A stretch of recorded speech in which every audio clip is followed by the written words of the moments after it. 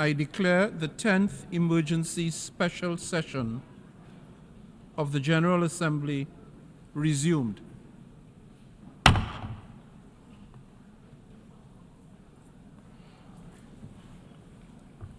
Members will recall that in paragraph 4 of its resolution ES 10/22 of 12th December 2023, the Assembly decided to adjourn the 10th Emergency Special Session temporarily and to authorize the President of the General Assembly at its most recent session to resume its meeting upon request from member states. In this regard, I should like to draw the attention of delegations to document A/ES 10/991, which contains a letter dated 24th April 2024 from the permanent representatives of Mauritania, Saudi Arabia, and Uganda to the United Nations in their respective capacities as chairs of the Arab Group, the Organization of Islamic Cooperation Group, and the Coordinating Bureau of the Non-Aligned Movement at the United Nations in New York, requesting the resumption of the 10th Emergency Special Session.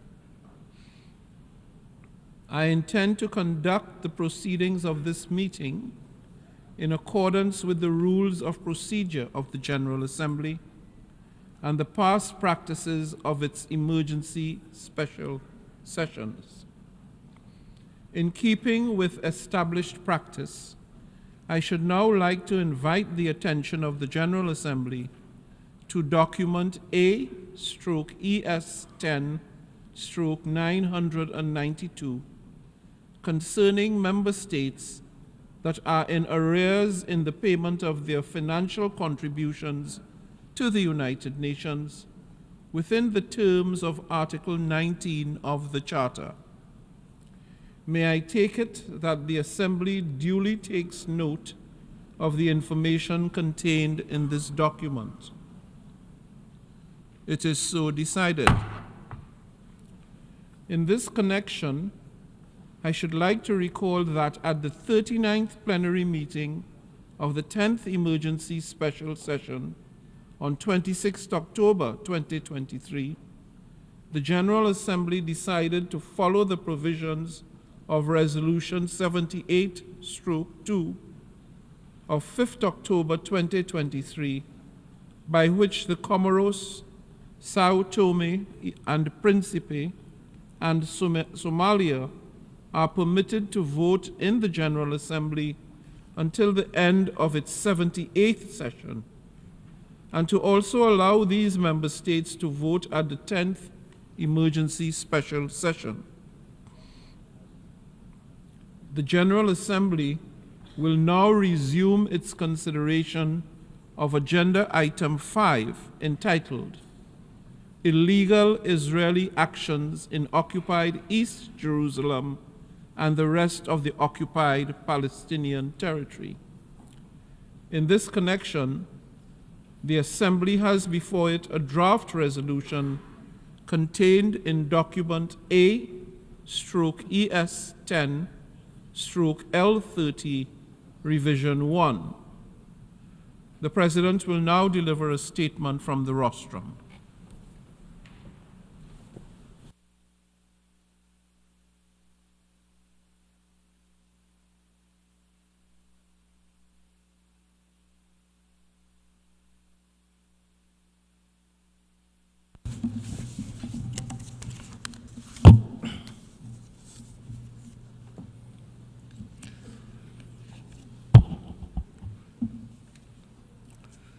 Excellencies, distinguished delegates, decades ago, the situation in the Middle East marked the first significant crisis for the newly established United Nations. Since then, for almost the entire lifespan of this organization, peace in the region and for the people of Palestine in particular has remained elusive. Today, this untenable situation continues to deteriorate at alarming speed, bringing countless innocent victims into its deadly fold and pushing the region further to the brink of full-scale catastrophe. While numerous diplomatic efforts and the United Nations resolutions have been deployed, regrettably, none have yet quelled the current cycle of death and destruction. Yet this is not a moment for the international community to falter or to look away. If anything, the horrendous events of the last 7 months have only hastened the urgency of achieving a just, comprehensive, and lasting peaceful solution to the situation in the Middle East.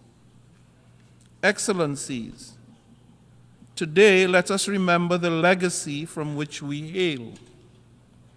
We stand proudly upon the shoulders of those who, many decades ago, recognized their ultimate responsibility to forge a peace that would banish the scourge and terror of war for many generations.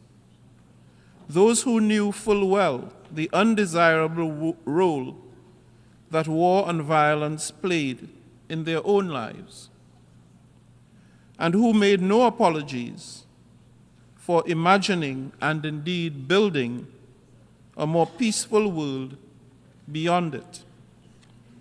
They understood the value of international cooperation and sought the active participation of all nations, large and small, giving voice to common principles on which they dared to anchor mankind's hopes for a better future. As today's United Nations, we cannot and must not lose sight of the history we inherit, or of the bold proposition that brought our organization into being: peace for all. I repeat, peace for all. Excellencies, this General Assembly is convoked today to pronounce itself within its powers and mandate and to uphold the functions and responsibilities bestowed upon it by the United Nations Charter, including under Article 4. I therefore call upon the membership to purposely assess the situation before us with nothing else in mind but a commitment to peace as our utmost ambition. Most immediately, I urge the parties to this conflict, with the support of those with leverage, to do their utmost to secure an agreement of ceasefire that would end the suffering, end the bloodshed, free all hostages, protect innocent civilians, and ensure immediate, unhindered access of humanitarian aid without conditions. I repeat, without conditions, for all who are in dire need. In closing, it is true that lost time is never found. It is also true that we have lost much time. We are here once again called upon to work for humanity, and we the peoples, without exception, to believe in the essential goodness of others, as Ralph Bunche put it decades ago, in the understanding that no problem of human relations is insoluble.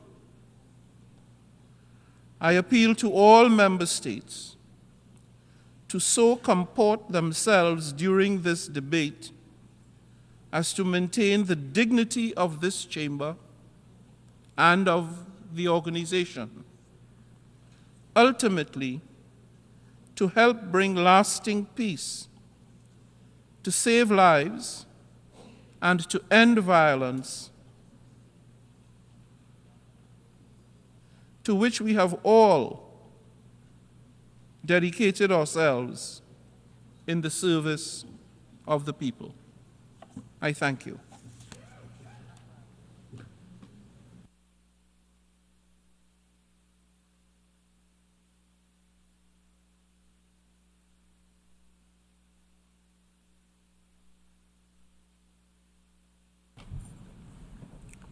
I now give the floor to the distinguished representative of the United Arab Emirates on behalf of the Arab Group to introduce draft resolution A/ES10/L30 revision 1.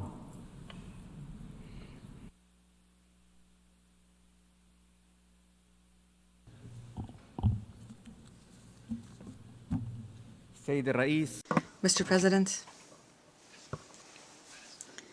I thank you for your swift response in convening this emergency special session of the General Assembly at the request of the Arab Group, the Organization of Islamic Cooperation, and the Non-Aligned Movement. As chair of the Arab Group for the month of May, I am pleased to deliver the statement and introduce draft resolution A/ES10/L30/Rev1, which at its core recommends that the Security Council reconsider Palestine's application for full membership in the United Nations.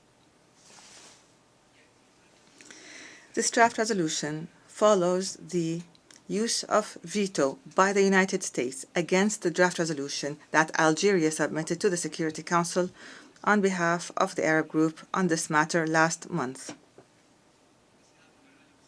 Your Excellencies, today marks a defining moment in our history.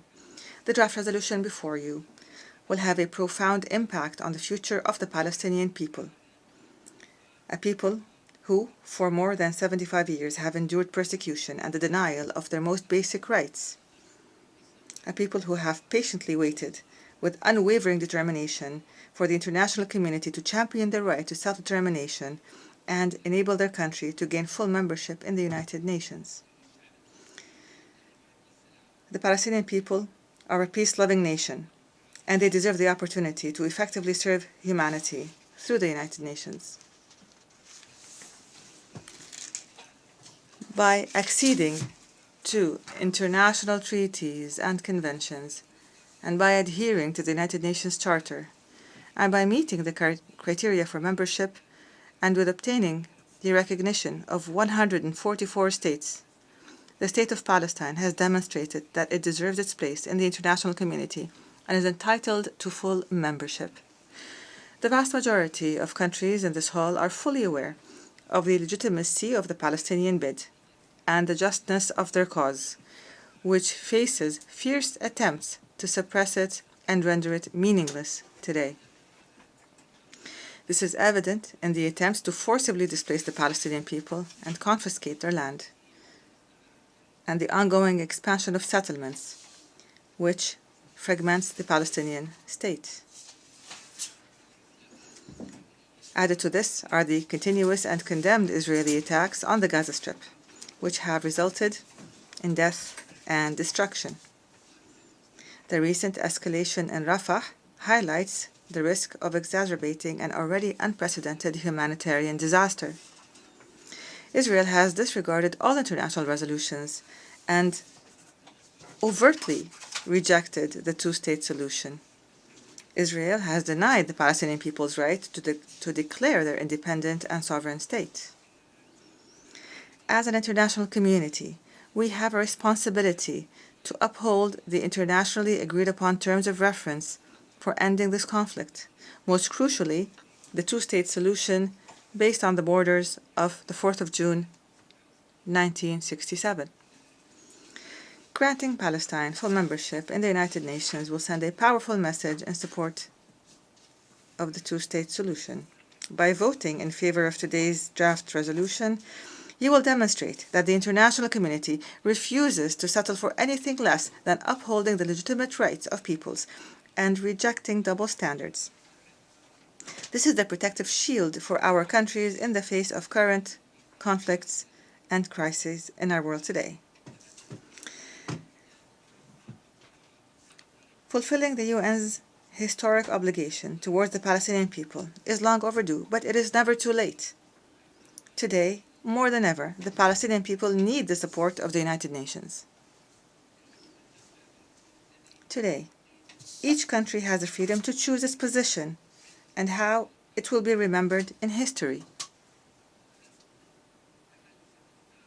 Will you take the side of truth, justice, and the principles of equality upon which the United Nations was founded?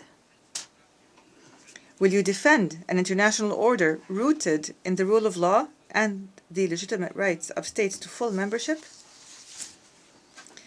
Will you support a people who have endured occupation and aggression for more than 7 decades?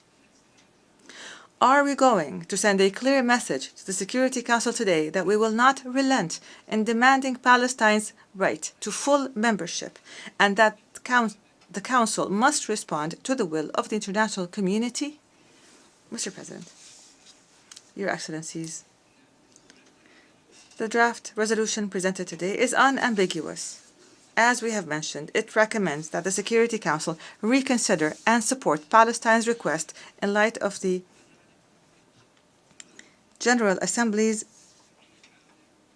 recognition of Palestine's eligibility and the advisory opinion of the ICJ dated May 28, 1948, and in accordance fully with Article 4 of the United Nations Charter.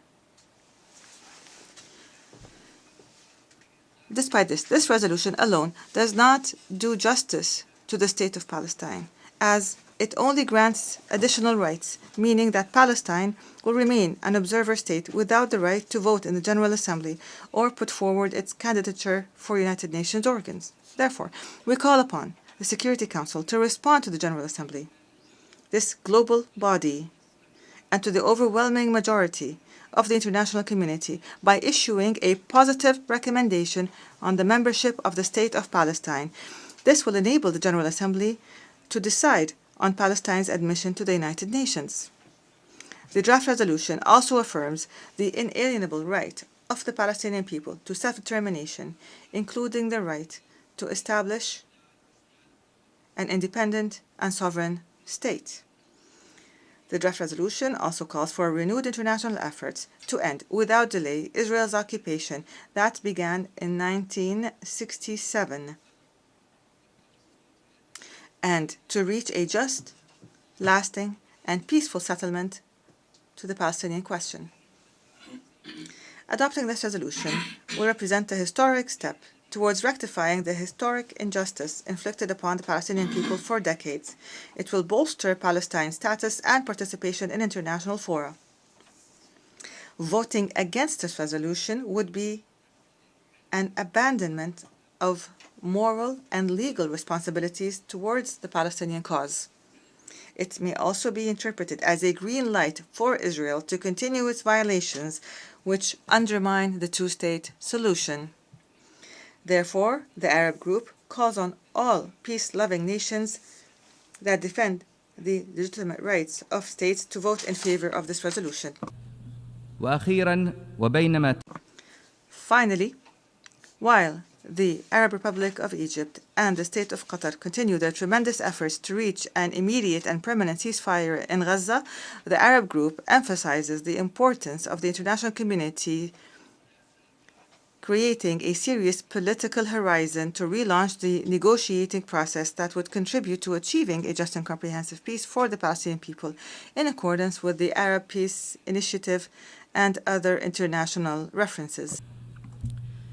Mr. President, before I conclude, I kindly request that you suspend the debate at 11 a.m. this morning to proceed to take action on draft resolution A/ES10/L30/Rev1, given the importance of the matter, with the understanding that the debate would resume immediately after the vote on the draft resolution and that the 10th emergency session would be temporarily adjourned after the conclusion of the debate.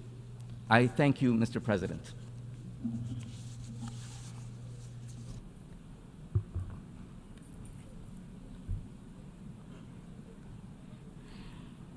The representative of the United Arab Emirates has moved that the debate on agenda item 5 be suspended at 11 a.m. today for the Assembly to proceed to consideration of the draft resolution A/ES10/L30/Rev1, and that the debate would continue after the action on the draft resolution. It is my understanding that, without setting a precedent, if the Assembly were to decide to suspend the debate at 11 a.m. today to proceed to consideration of draft resolution A/ES10/L30/Rev1 and to continue the debate after the action on the draft resolution, and if the Assembly were to subsequently adopt the draft resolution, the 10th emergency special session would be adjourned temporarily following the conclusion of the debate on item 5. Is there any objection to the motion?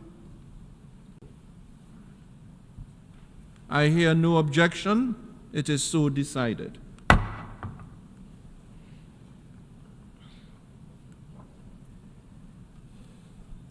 I now give the floor to the observer state of Palestine.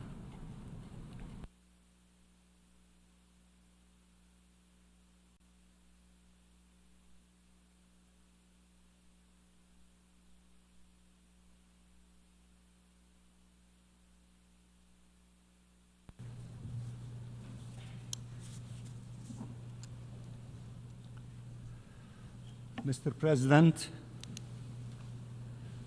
dear colleagues, I stand before you as lives continue falling apart in the Gaza Strip, torn apart in the most brutal and devastating ways. I stand before you as more than 35,000 Palestinians have been killed, 80,000 have been maimed, 2 million have been displaced, and everything has been destroyed. No words can capture what such loss and trauma signifies for Palestinians, their families, communities, and for our nation as a whole. As Palestinians in Gaza have been pushed to the very edge of the Strip, to the very brink of life, and in the ever-narrowing space they are besieged in, bombs and bullets continue hunting them down. I stand before you as famine is settling in, by design and by the decision of the Israeli government, killing the most vulnerable among our people, children and women.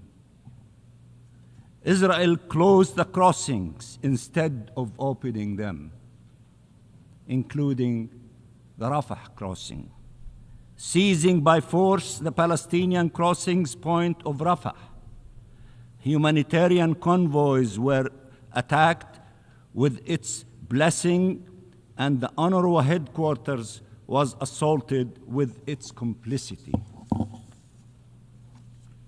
at the time where the world was calling to flood Gaza with humanitarian aid and calling for a ceasefire, Israel imposed a drought.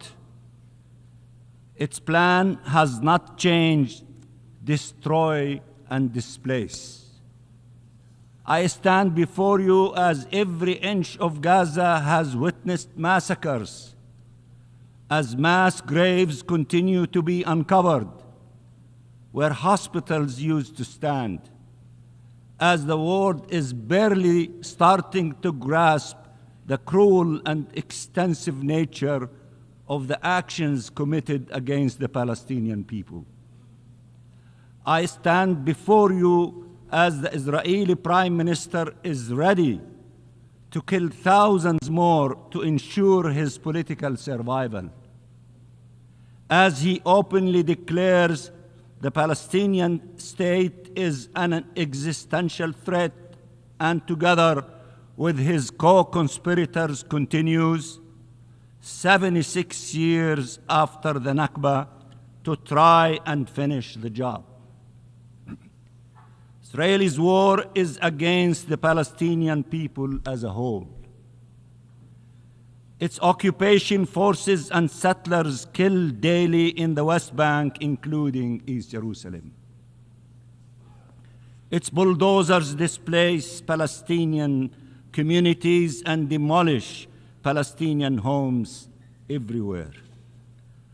I have heard many praise the resilience of the Palestinian people, and we are resilient. But no nation, no family, no person should have to endure such suffering for so long. Such injustice, from birth to premature death, one generation after the other. No parents should know such fear, such powerlessness. No children should have to suffer in their flesh what Palestinian children are experiencing. As we speak, 1.4 million Palestinians in Rafah wonder if they will survive today and wonder where to go next. There is nowhere left to go. Mr. President, I have stood hundreds of times before at this podium, often in tragic circumstances, but none comparable to the ones my people endure today. I have stood hundreds of times before at this podium, but never for a more significant vote than the one about to take place, a historic one. We faced and continue to face attempts to push us out of geography and out of history, but by forcible displacement, subjugation, or death, or to say it in even clearer terms, by ethnic cleansing, apartheid, or genocide. Against all odds, we survived. Our flag flies high and proud in Palestine and across the globe and on the campus of Columbia University.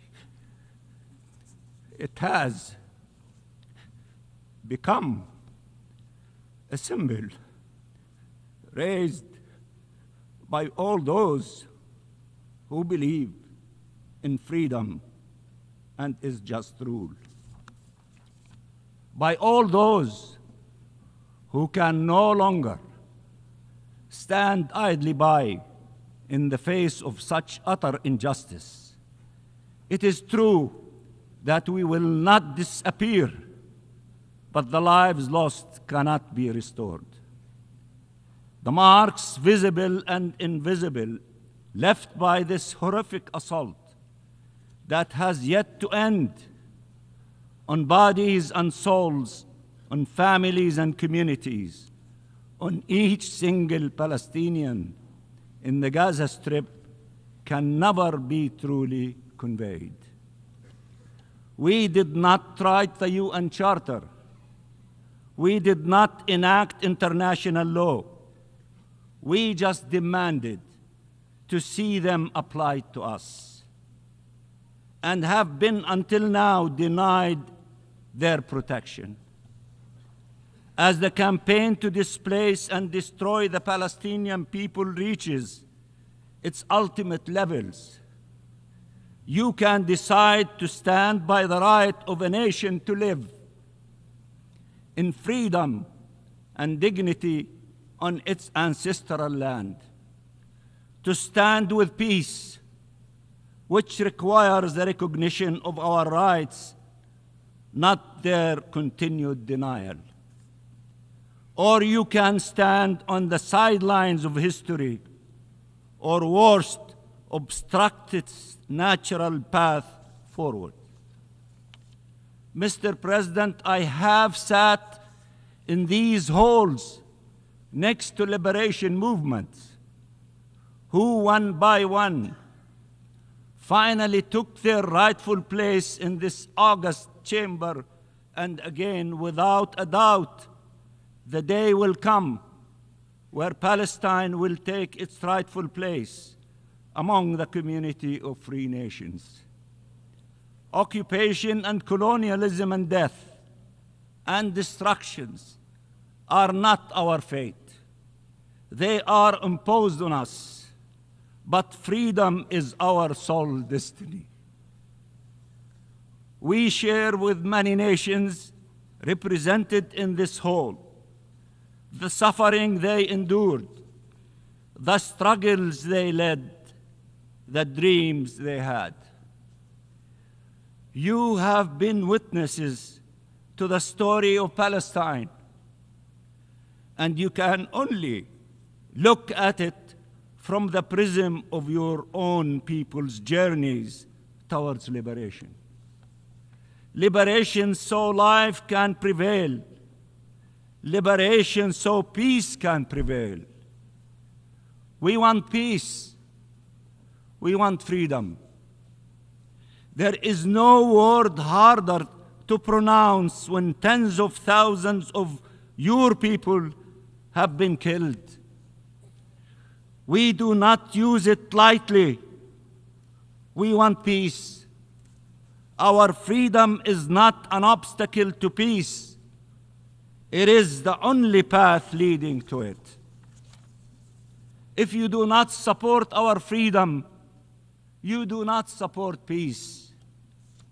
Our right to self-determination, to independent statehood, to membership of these United Nations cannot be subject to an Israeli veto.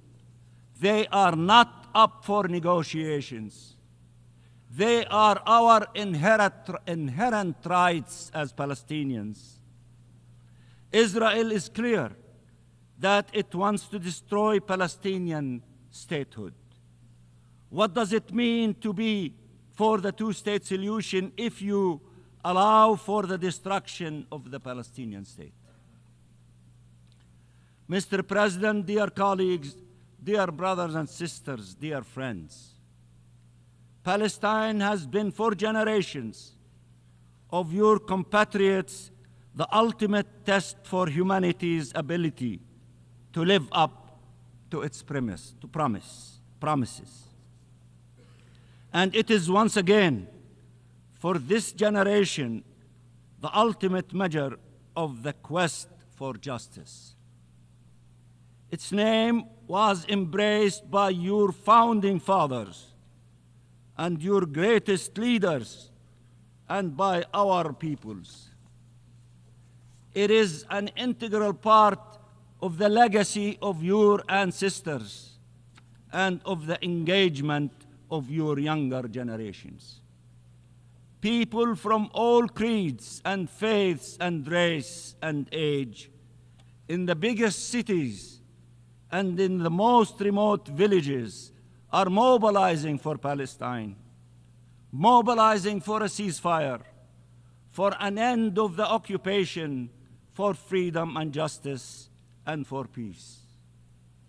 Mr. President, the UN Charter was often invoked during our negotiations, and we will always abide by the Charter, including when the processes it forces and limitations it imposes are to our detriment, and including after having been confined in an observer status for 50 years now.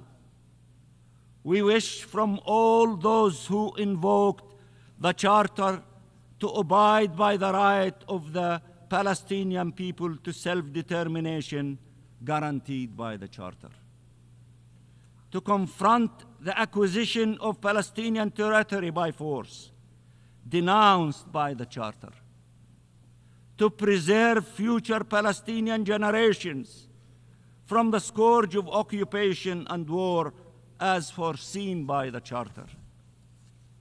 A yes vote is a vote for Palestinian existence. It is not against any state, but it is against the attempts to deprive us of our state. That is why the Israeli government is so opposed to it, because they oppose our independence and the two-state solution altogether.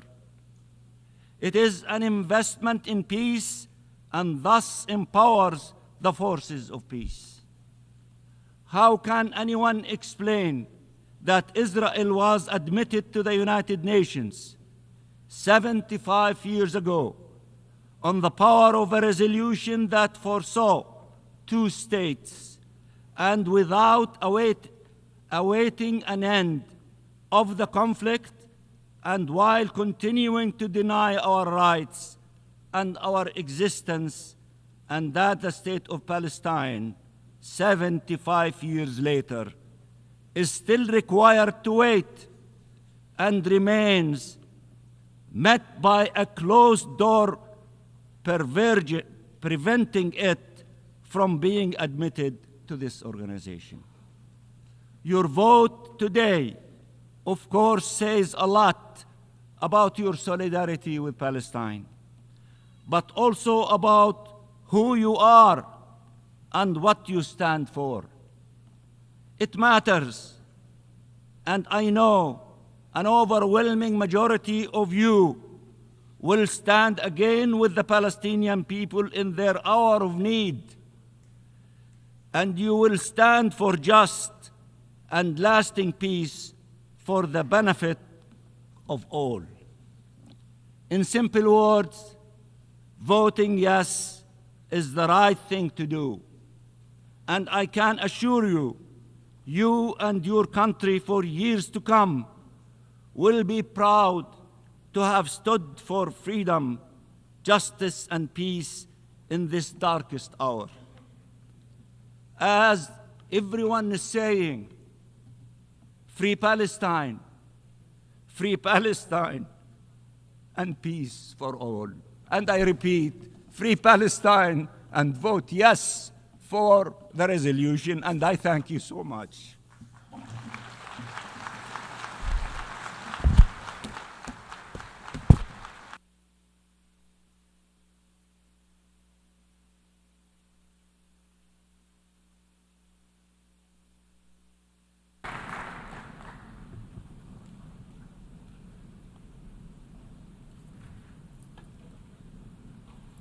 I now give the floor to the distinguished representative of Israel.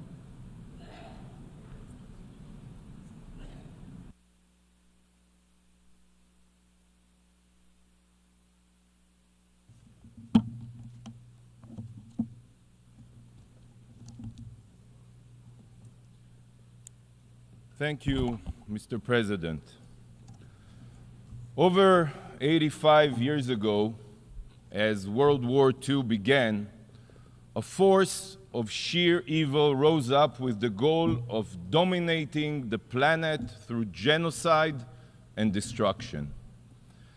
After Hitler's rise to power, the Nazis sought to subjugate humanity under their iron fist while annihilating the Jewish people, but not only us, all those who they deemed subhuman. But in the face of this genocidal plot, the forces of good came together in order to end this horror, to return freedom and peace to the world. And following the Allies' victory, this institution here, the United Nations, was founded with the mission of ensuring such tyranny never raises its ugly head again. Never. Today, you are about to do the exact opposite and advance the establishment of a Palestinian terror state, which will be led by the Hitler of our times. The Hitler of our times. In the 1940s, the world united to destroy a murderous regime. Yet today, with sick and twisted irony, the very body established to prevent evil is now welcoming a terror state into its ranks. What would Churchill say if he were alive today? What would Roosevelt think? They are turning in their graves, turning in their graves.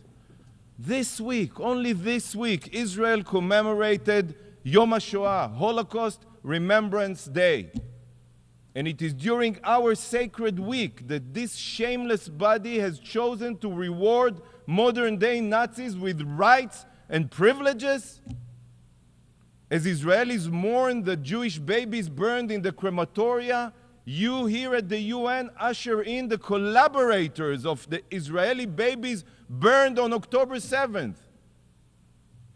How can you be so blind? Is it your political interest? Are these your distorted values? Are you being threatened by diplomatic terror of the Palestinians and their collaborators?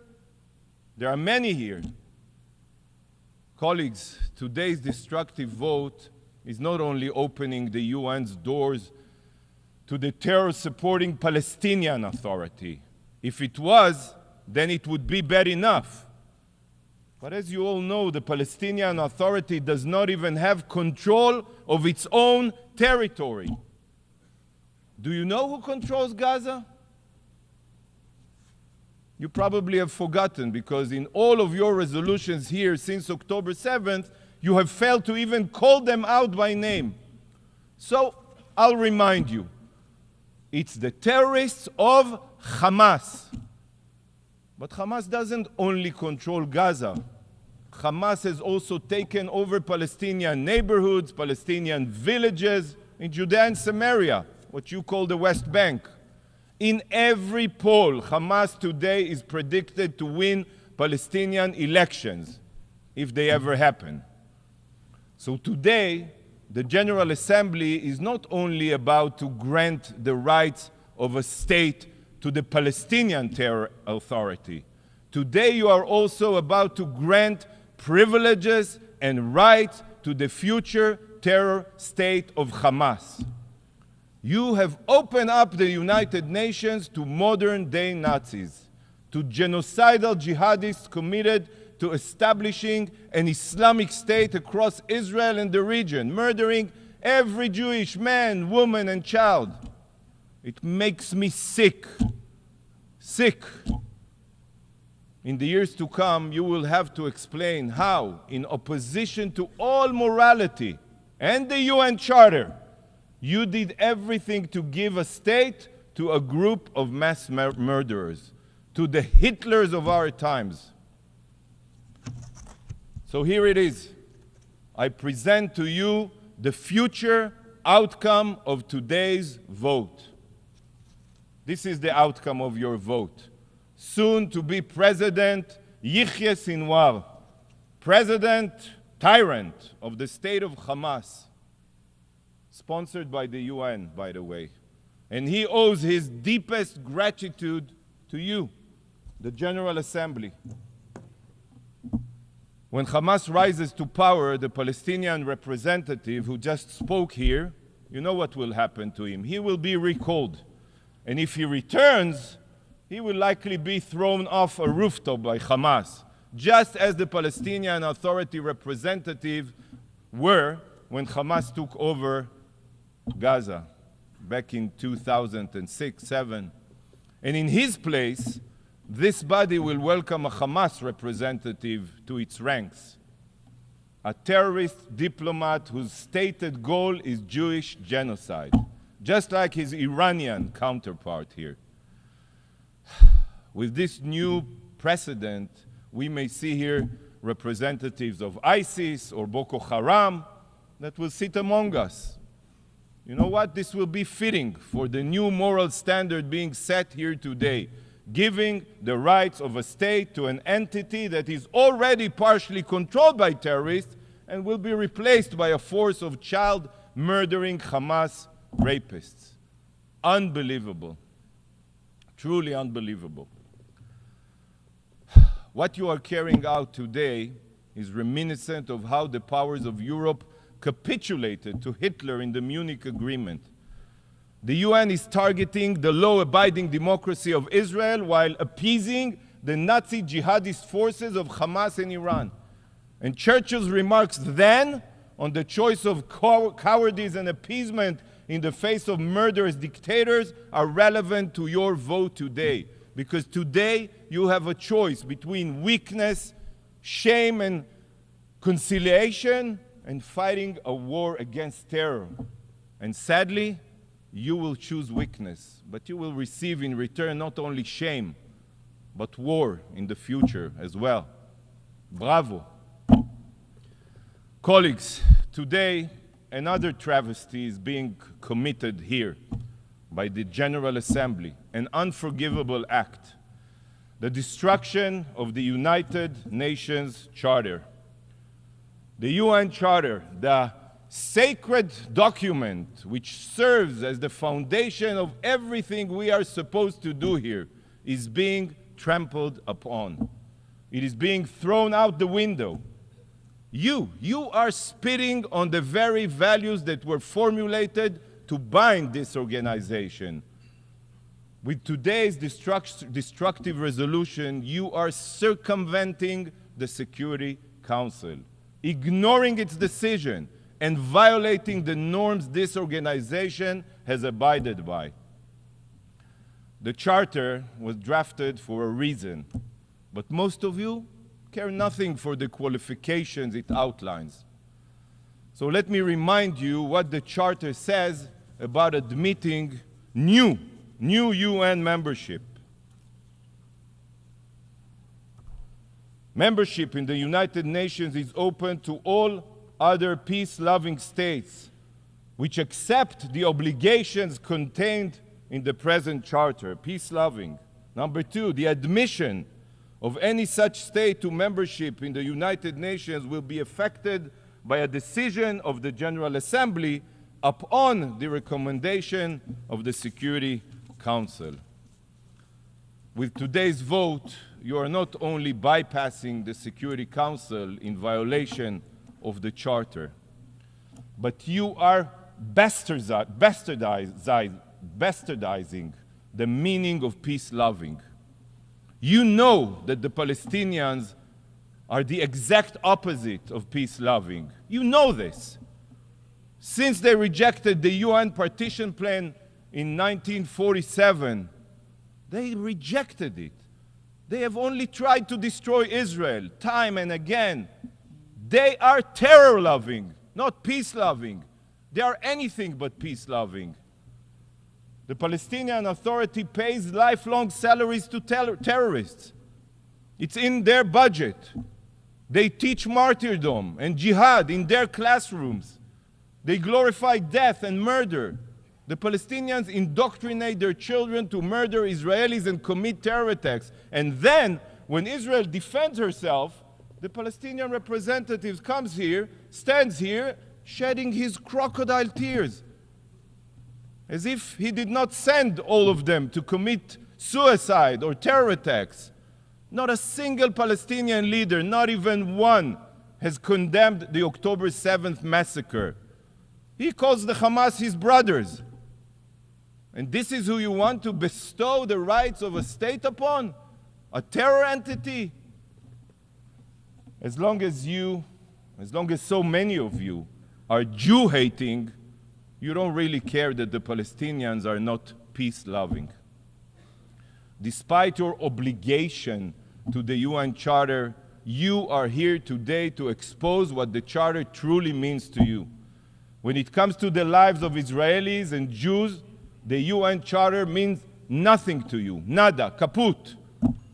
By ignoring the Charter and granting the Palestinians the privileges of a member state, you are proving that morality is just a slogan for you, while politics and interest prevail. To you, the UN Charter is just a meaningless document, and the vote today will prove that. You know what you're doing today? Today you are gutting the Charter, and you are doing it in the wake of the most brutal massacre of my people since the Holocaust, on the ashes of the October 7th massacre. Why? This day will go down in infamy. The UN, an organization that was established in the aftermath of the systematic murder of 6 million Jews, pays no heed to its founding charter and is advancing another genocidal regime that threatens the existence of the Jewish people. And I want the entire world to remember this moment, to remember this immoral act. So today, I will hold up a mirror for you. A mirror.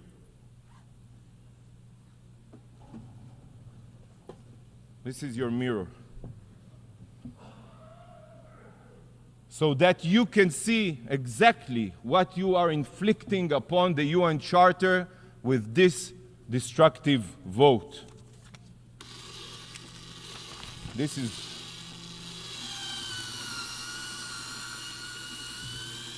you are shredding the UN Charter with your own hands. Yes, yes, that's what you're doing, shredding the UN Charter. Shame on you. Thank you, Mr. President. I thank the distinguished representative of Israel.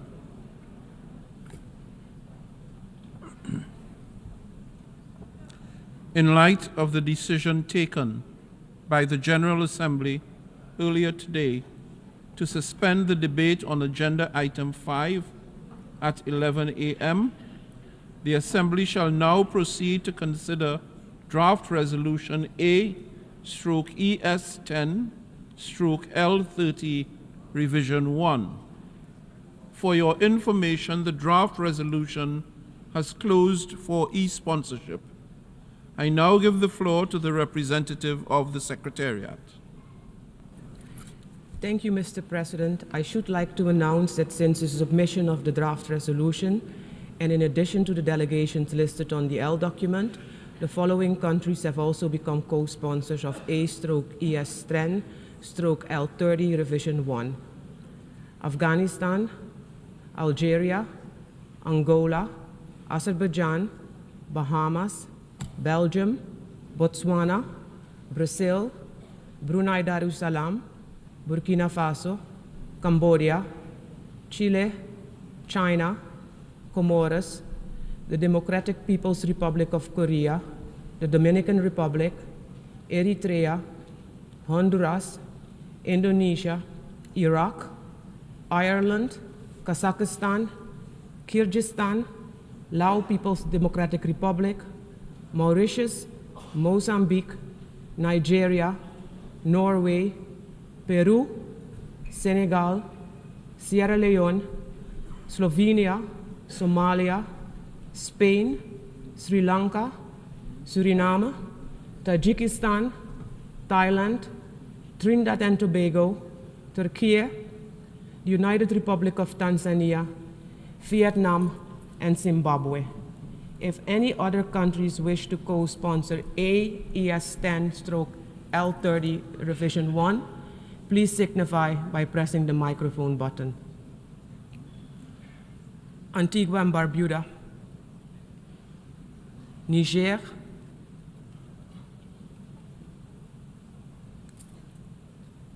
that's it, Mr. President.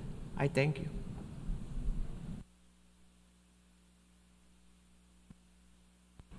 I thank the representative of the Secretariat. Before giving the floor for explanations of vote before the vote, may I remind delegations that explanations of vote are limited to 10 minutes and should be made by delegations from their seats. I now give the floor to the distinguished delegate of the Russian Federation.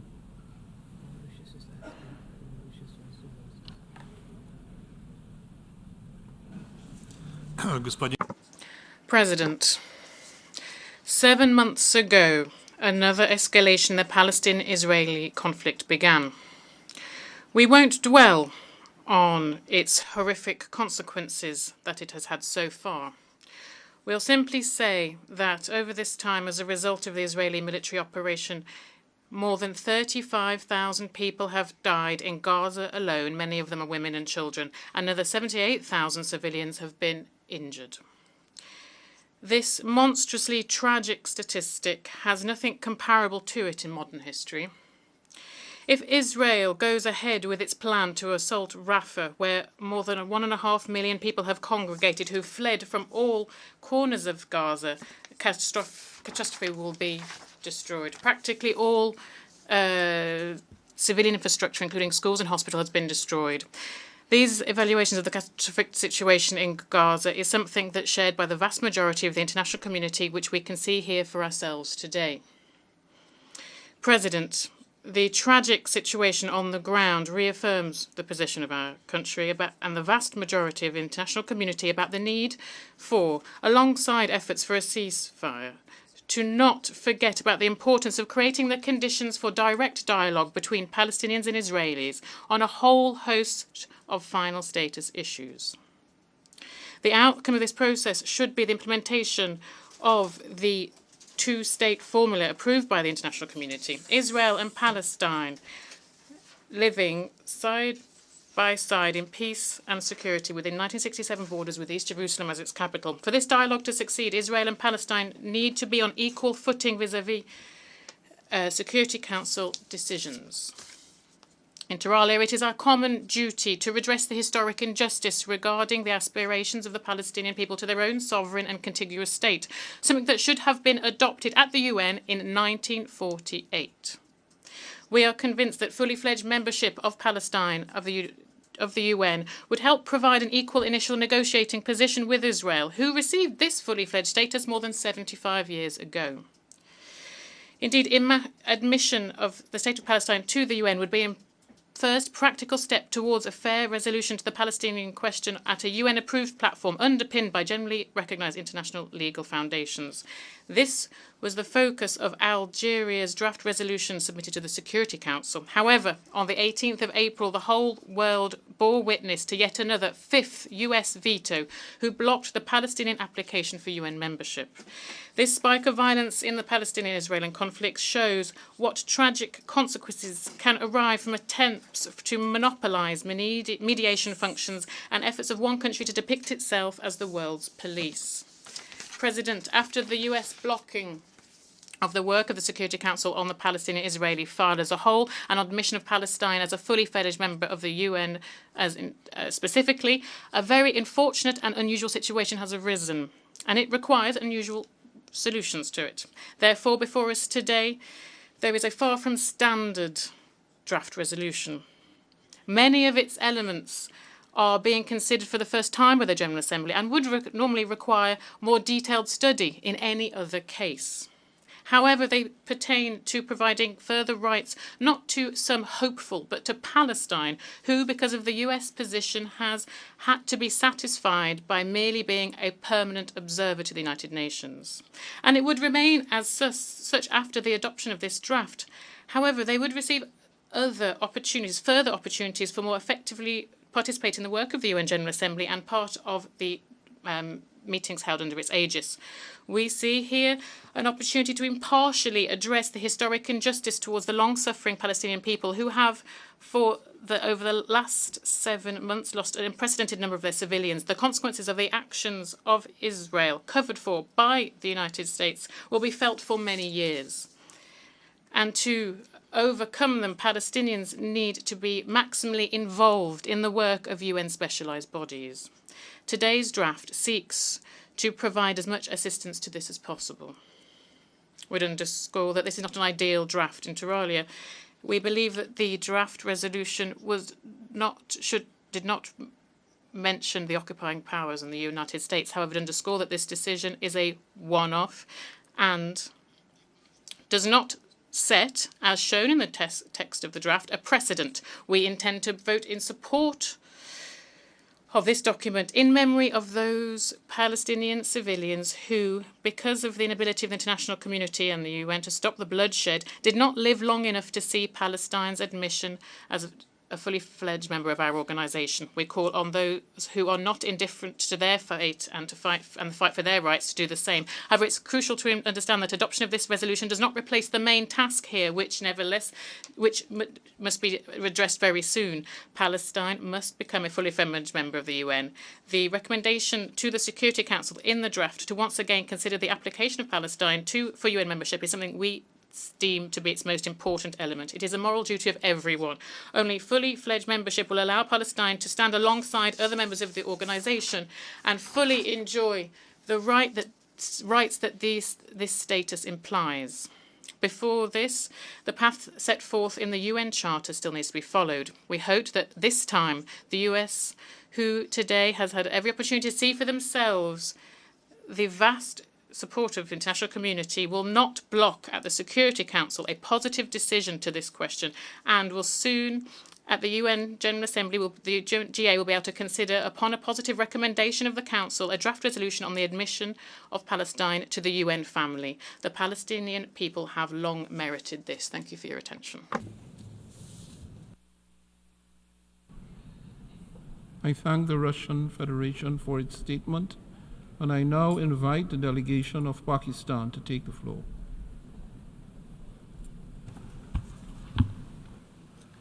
Thank you, Mr. President.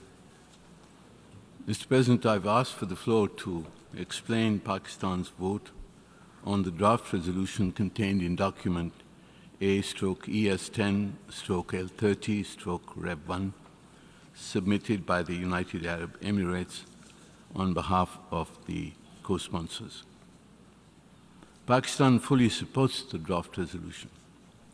We did not co-sponsor the draft at the request of the State of Palestine in order to be able to respond to adverse moves against this draft. Mr. President, it is clear that we are meeting in the shadows of the gravest crimes committed and the gravest violations of the principles of the UN Charter since the Holocaust during the Second World War. The distinguished representative of Palestine has described more eloquently than I could of the slaughter and devastation that has been visited on Gaza by an outlaw Israeli regime. Israel has refused the calls by this Assembly, by the Security Council, and even by its patrons and friends to halt the massacre of innocents and accept an immediate ceasefire. The Israeli leadership has reneged on negotiated deals for a ceasefire. It has now initiated its assault on Rafah, which the UN Secretary General has rightly warned, and I quote, would be a strategic mistake, a political calamity, and a humanitarian nightmare, unquote. Indeed, there will come a day when Israel will be held accountable for the crimes that it is committing in Palestine, especially in Gaza today. And we shall work towards holding Israel and its leadership accountable for these crimes. Yet what we have heard today are insults. Insults hurled at the United Nations, at this assembly, and at its member states. This is the arrogance of the aggressor. It reflects the impunity of the occupier of a land for over 70 years, trampling the inherent and charter-given right of the Palestinian people to self-determination. And we hope that the Assembly will appropriately respond to such insults, because I think it is contrary to the expectations of a member state and to the standards and practices of the United Nations. Mr. President, today the General Assembly is asked to take a first step towards a final settlement of the conflict, an important step to rectify the historic injustice against the Palestinian people. It was as a result of this Assembly's vote in 1947 that Palestine was partitioned between Israel and a Palestinian state. Yet only Israel is a member of the United Nations. The Palestinian people have been denied their right to self-determination since 1947. And after 1967, they have been obliged to live under Israel's brutal occupation.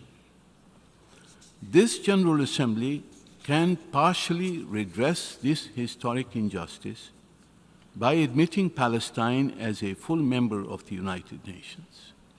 It meets all the criteria of membership. Its membership enjoys the support of the vast majority of the UN member states. It is regrettable, therefore, that Palestine's membership has been blocked in 2011 and again 2 weeks ago by the negative vote of one permanent member of the Security Council. The assertion that Palestine's admission can happen only through negotiations reflects the inequity of this position. Negotiations must have a level playing field.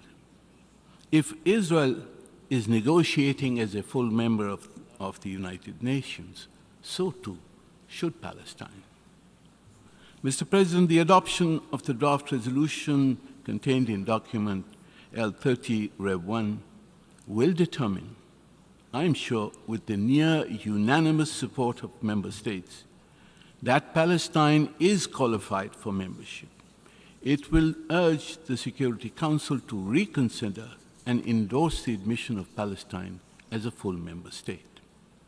In the meantime, the General Assembly would accord all the rights for the fullest possible participation of the State of Palestine in the General Assembly and other UN organs and conferences. This exceptional measure applies only to Palestine and does not constitute a precedent, as the resolution states. The adoption of this resolution will be a partial yet vital step towards redressing the historic injustice against the people of Palestine. It will reflect a political reality which would facilitate the revival of a peace process to realize the universally agreed objective of creating a two-state solution, the objective of establishing a viable and contiguous Palestinian state along the 4 June 1967 borders with Al-Quds as its capital. I thank you, Mr. President. I should like to thank the distinguished representative of Pakistan for his statement. We have heard the last speaker in explanation of vote before the vote. Before proceeding to take a decision on draft resolution A/ES10/L30/Rev1, I wish to address the question concerning the majority required for the adoption of the draft resolution. In light of Article 18, paragraphs 2 and 3 of the Charter of the United Nations, is there any objection to taking action on draft resolution A/ES10/L30/Rev1 by a 2/3 majority of the members present and voting? I see no objection. The 2/3 majority of members present and voting is therefore required for the adoption of draft resolution A/ES10/L30/Rev1.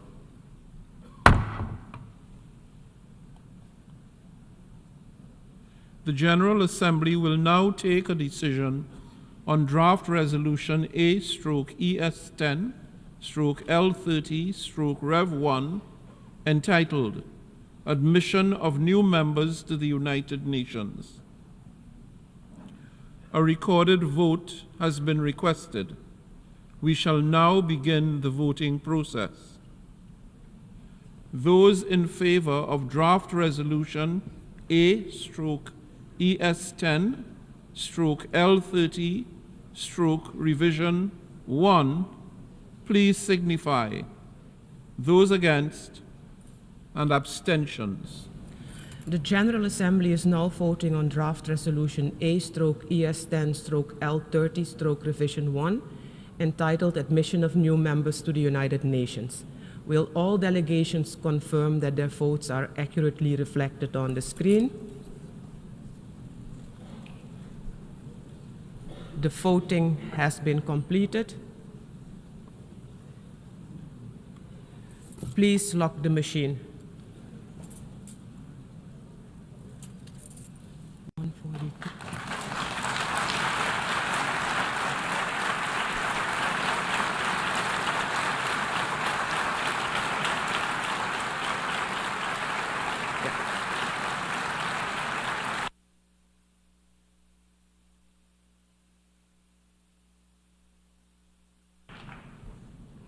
The result of the vote is as follows. In favor, 143. Against, 9. Abstentions, 25. Draft resolution A/ES10/L30/Rev1 is adopted.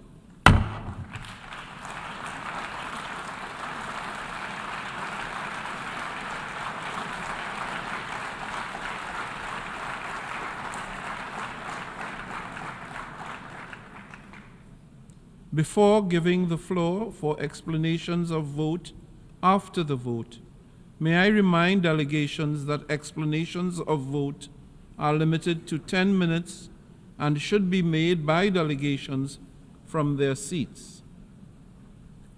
I now give the floor to the delegation of Singapore.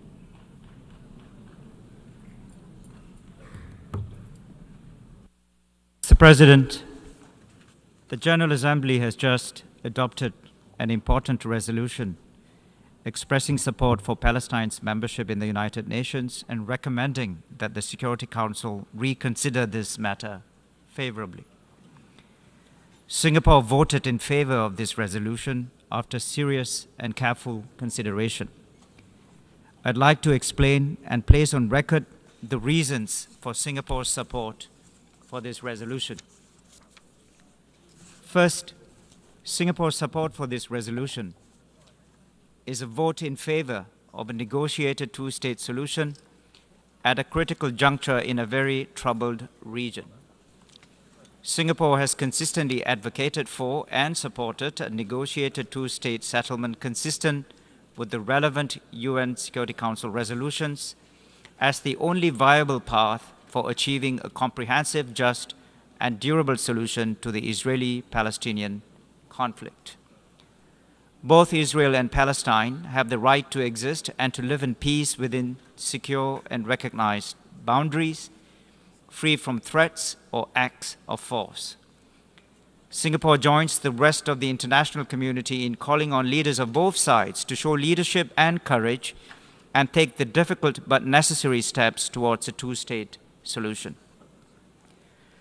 The prospect for peace between Israel and Palestine have become even bleaker, and this is precisely why we must do everything possible to cease hostilities and revive efforts to work towards a two-state solution.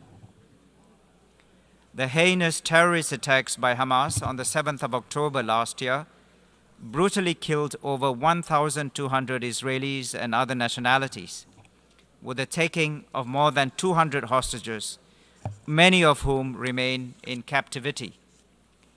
These attacks cannot be condoned or justified by any history of injustice, enmity, or conflict between Israelis and Palestinians, and Singapore has repeatedly condemned them.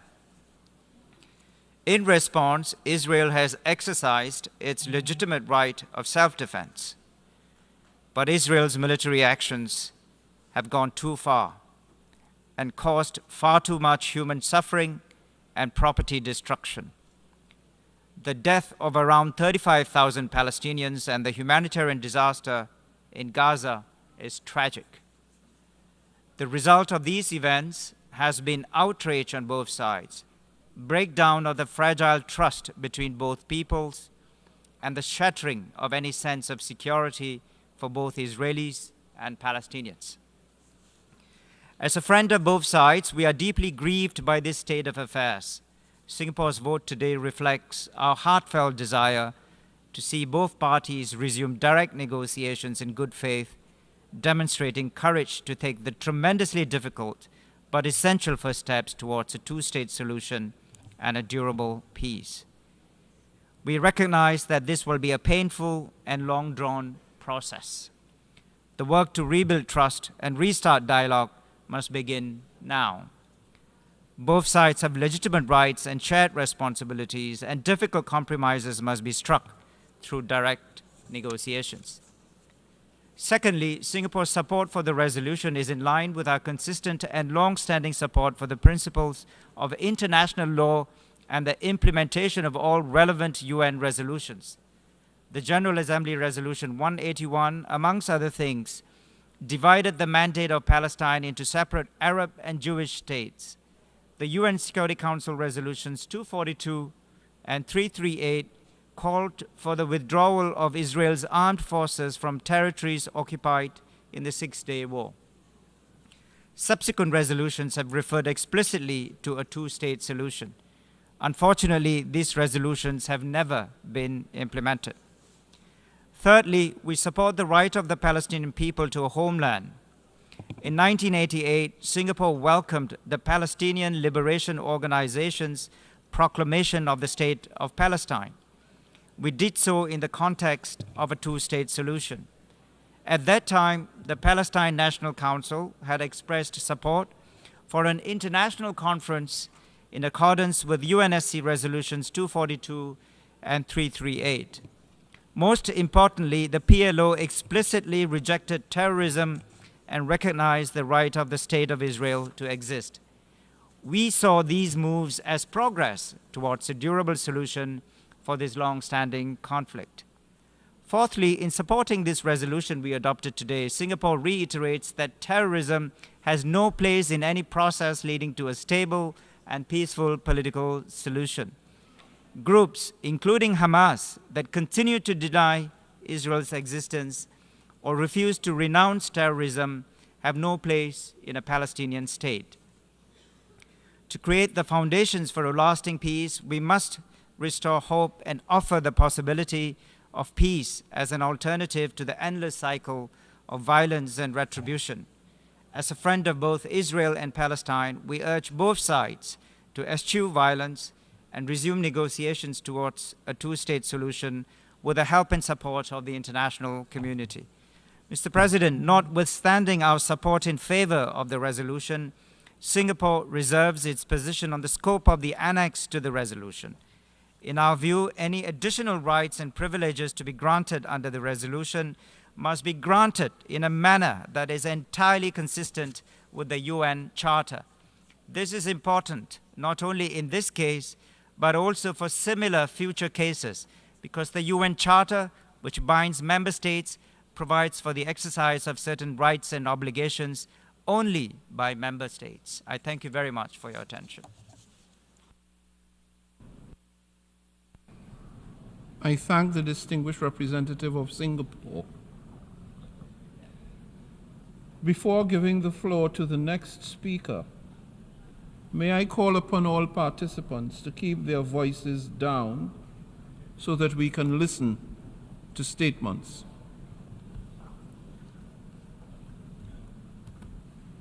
I now offer the floor to the delegation of Denmark. Thank you, Mr. President. 77 years ago, in this assembly, Denmark voted in favor of establishing two states in the former mandate of Palestine. Today's vote is an expression of Denmark's continued commitment to the realization of a two-state solution, a peaceful, lasting, and sustainable solution where the State of Israel and an independent State of Palestine can live side by side in peace and security. Denmark has consistently stood by Israel and its inherent right to self-defense in accordance with international law. We have also supported the Palestinian right to statehood and the building of the Palestinian Authority, and we continue to do so. 12 years ago, Denmark voted in favor of granting Palestine status as a non-member observer state to the United Nations. Our vote today is a natural continuation hereof and an important step towards Palestinian membership of the United Nations. At the same time, Denmark's vote today does not entail formal bilateral recognition of a sovereign Palestinian state. This is a separate question which we'll continue to consider within the framework set out by international law. It is the position of Denmark that such recognition should happen as a result of a two-state solution negotiated between the parties. Mr. President, after 7 months of devastating conflict, the political horizon towards a two-state solution can seem far into the distance, but we must never lose sight of this common goal. Hopefully today's vote can be a step in that direction. I thank you. I thank the distinguished delegate of Denmark, and I now invite the distinguished delegate of the Islamic Republic of Iran to take the floor. In the name of God, the compassionate and merciful, Mr. President, the Islamic Republic of Iran expressed its support for Palestine's full membership in the United Nations. The admission of Palestine as a full member of the UN is a first step and pivotal moment in addressing the historical injustice endured by the Palestinian people. We reiterate the operative paragraph 1 of the resolution just adopted, upon which the General Assembly determines that the State of Palestine is qualified for membership in the United Nations in accordance with Article 4 of the Charter, which means it is a peace-loving state, is able and willing to carry out the obligations of the Charter, and should therefore be admitted to membership in the United Nations. The Islamic Republic of Iran acknowledges and supports the General Assembly decision today. The decision represents a modest yet crucial step in fulfilling the international community's obligation toward the people of Palestine and restoring some of Palestinians' inherent rights. Palestine has demonstrated its commitment to peace and its ability to fulfill the obligation on the UN Charter. Consequently, it deserves full membership in the United Nations. Conversely, the Israeli regime's actions disqualify and render this regime ineligible as a peace-loving entity capable of holding the UN Charter's obligations. The Israeli regime consistently violates international law, the UN Charter and UN resolutions. It refused to comply with the legally binding orders of International Court of Justice and persists in egregious violation, including massacre, war crimes, crime against humanity, and act of genocide. The appalling reports of mass graves discovered in the Nasser and Ash-Shafa medical facilities in Gaza paint a harrowing picture of the war crimes and crimes against humanity perpetrated by this regime. Approximately 400 bodies, including women and children, were found buried, serving as a stark example of the regime's brutality and disregard for human life. These actions run counter to the fundamental value of the United Nations and all basic norms and principles of international law and threaten international peace and security. We regret that the United States has obstructed the draft press statement of Security Council proposed by Algeria, which calls for an impartial, transparent, and international investigation. This responsible behavior by US is unacceptable, reckless, and contradicts the international community's will. Mr. President, despite the overwhelming support by the international community, the US, as a staunch supporter of the occupying regime, has once more chosen to blind its eye to the reality and made cynical efforts to hinder the realization of the noble aspiration of Palestinian people for full membership. However, today's vote shows how the United States is isolated in its unconditional support of the Israeli regime. We trust that today's vote sends a clear message to the Security Council. Upon the adoption of this resolution, we hope that the Security Council will be able to reconsider its previous stance regarding the Palestinian request for full membership. Mr. President, the Islamic Republic of Iran firmly believes that support for the cause of Palestine and Palestinian people must continue until they can realize their fundamental rights, in particular their right to self-determination and the establishment of an independent state of Palestine in all occupied territories with Al-Quds al-Sharif as its capital.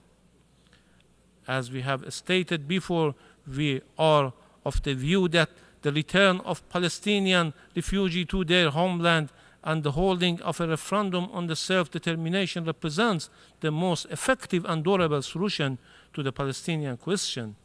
Through a referendum, Palestinian Muslims, Jews, and Christians will be able to choose their own political system and enjoy their right fairly and equally. In conclusion, my delegation voted in favor of the resolution and consider it as a demonstration of international community's strong support for the cause of Palestine, particularly the Palestinian people's realization of their inalienable right to self-determination. While we welcome the adoption of the resolution, our hearts go out to the people of Gaza and Rafah, who endure the ongoing atrocities committed by Israel. Iran remains steadfast in advocating for the establishment of a sustainable ceasefire, recognizing it as an urgent and dispensable requirement of the Gaza well-being at this critical juncture. Finally, we would like to put on record that our support for the resolution is without prejudice to our long-standing and constant principled position on issues related to the question of Palestine and the non-recognition of Israeli regime. I thank you, Mr. President. I should like to thank the representative of the Islamic Republic of Iran, and I now invite the representative of Czechia to take the floor. Mr. President, let me right at the outset reiterate Czechia's full support for the people of the West Bank and Gaza in their pursuit of political aspirations for their own future statehood. For this to be viable, however, it must be a result of a comprehensive peace agreement guaranteeing security, political stability, and democratic development for both Israel and Palestine. First and foremost, addressing the deep humanitarian crisis in Gaza is a matter of great urgency, as it is a critical element in any meaningful process leading to the future Palestinian state. Indeed, parts of the Strip are still under the control of Hamas, which launched its horrific terrorist attack on Israel on the 7th of October, triggering this war and resulting in its tragic consequences for thousands of civilians. We strongly support the joint statement issued by the 18 member states' leaders on the 25th of April, which calls on Hamas to immediately release all hostages and pave the way for a ceasefire. Mr. President, today we voted on a draft resolution that seeks to enhance the Palestinian status at the United Nations after its application for a full UN membership was not recommended by the Security Council. The people in the region deserve the prospect of a peaceful solution that will permanently resolve the conflict. But neither the UN membership nor the enhanced rights at the United Nations alone can bring peace and prosperity to the Palestinians. Achieving peace requires more. It requires courage to come together at the negotiating table and make difficult political decisions and compromises. And that is actually what we should all strive for. In this regard, it is vital to reestablish a political horizon towards a two-state solution. A negotiated agreement remains the only viable path to achieving lasting security and peace for all. We also encourage the region to embark on a path of cooperation, including through the Abraham Accords, to foster a better future for the Middle East. This General Assembly resolution intends to bypass a highly complex political process through a decision that could potentially sow further divisions and hinder peace talks in an already very fragile conflict situation. Furthermore, it attempts to circumvent the established legal procedures for admission of new members to the United Nations family by awarding rights and privileges of a member state to an observer. This is in contradiction with the intention of the UN Charter. Mr. President, precisely for these reasons, Czechia was not in a position to support the draft resolution, and we voted no. I thank you. I thank the representative of Czechia, and I now invite the representative of the United States to take the floor. Thank you, Mr. President. President Biden has been clear that sustainable peace in the region can be achieved only through a two-state solution, with Israel's security guaranteed, where Israelis and Palestinians can live side by side with equal measures of freedom and dignity. It remains the U.S. view that unilateral measures at the UN and on the ground will not advance this goal. This General Assembly resolution was no exception, and so the United States voted no. Our vote does not reflect opposition to Palestinian statehood. We have been very clear that we support it and seek to advance it meaningfully. Instead, it is an acknowledgement that statehood will come only from a process that involves direct negotiations between the parties. There is no other path that guarantees Israel's security and future as a democratic Jewish state. There is no other path that guarantees Palestinians can live in peace and with dignity in a state of their own. And there is no other path that leads to regional integration between Israel and all its Arab neighbors, including Saudi Arabia. The United States is committed to intensifying its engagement with the Palestinians and the rest of the region to advance a political settlement that will create a path to Palestinian statehood and subsequent membership in the United Nations. This resolution does not resolve the concerns about the Palestinian membership application raised in April in the Security Council through the Admissions Committee process. And should the Security Council take up the Palestinians' membership application as a result of this resolution, there will be a similar outcome. Additionally, the draft resolution does not alter the status of the Palestinians as a non-member state observer mission. Even this unproductive text makes that explicit. As a result of this vote, the Palestinian non-member state observer mission has not gained the right to vote in the General Assembly. It also has not gained the right to put forward candidates in UN organs or to be elected as a member of the Security Council. In short, the Palestinians' non-member state observer mission does not have the same standing as a member state after this vote. In the meantime, the United States will continue to oppose measures that undermine the prospect of a two-state solution. This includes any actions that violate the principles that Secretary Blinken has affirmed repeatedly, that Gaza cannot be a platform for terrorism, that there should be no Israeli reoccupation of Gaza, and that the size of Gaza's territory should not be reduced. We believe a two-state solution coupled with these elements is the best way to achieve a durable peace in the region, along with security for Israelis and Palestinians. It remains the U.S. view that the most expeditious path toward statehood and UN membership for the Palestinian people is through direct negotiations between Israel and the Palestinian Authority with the support of the United States and other partners. Thank you, Mr. President.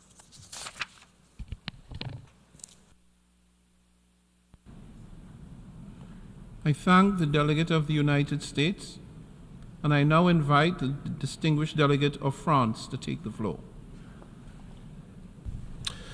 Monsieur le President, France voted in favour of the draft resolution proposed by the United Arab Emirates. This provides new rights to the observer state of Palestine within the United Nations.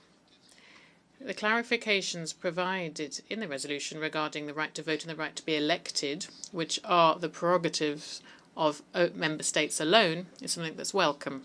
France recalls that the procedure for admitting a new member state is defined by the states, by the Charter, and it must not be circumvented. France is in favour of the admission of Palestine as a full member of the United Nations, and that's why we voted in favour of the draft of the resolution presented by Algeria at the Security Council.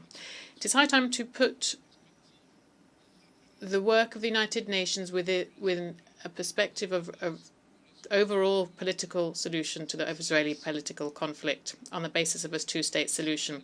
This is the only way of meeting the security needs of Israel and the legitimate aspirations of Palestinians to a state.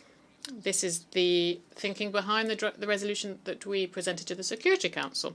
We call on all its members to support it and to support a view to peace.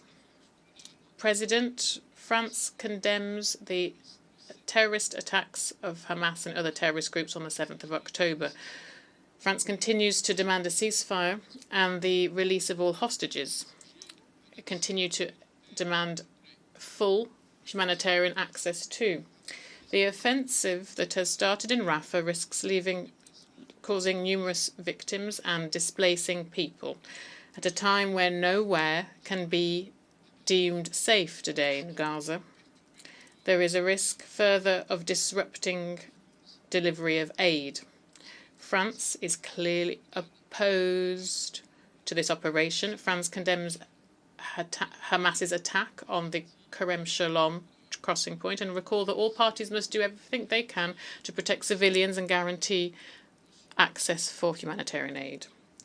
President, it is high time to mobilize for a political solution. Thank you very much. I thank the delegate of France, and I now invite the distinguished delegate of Finland to take the floor.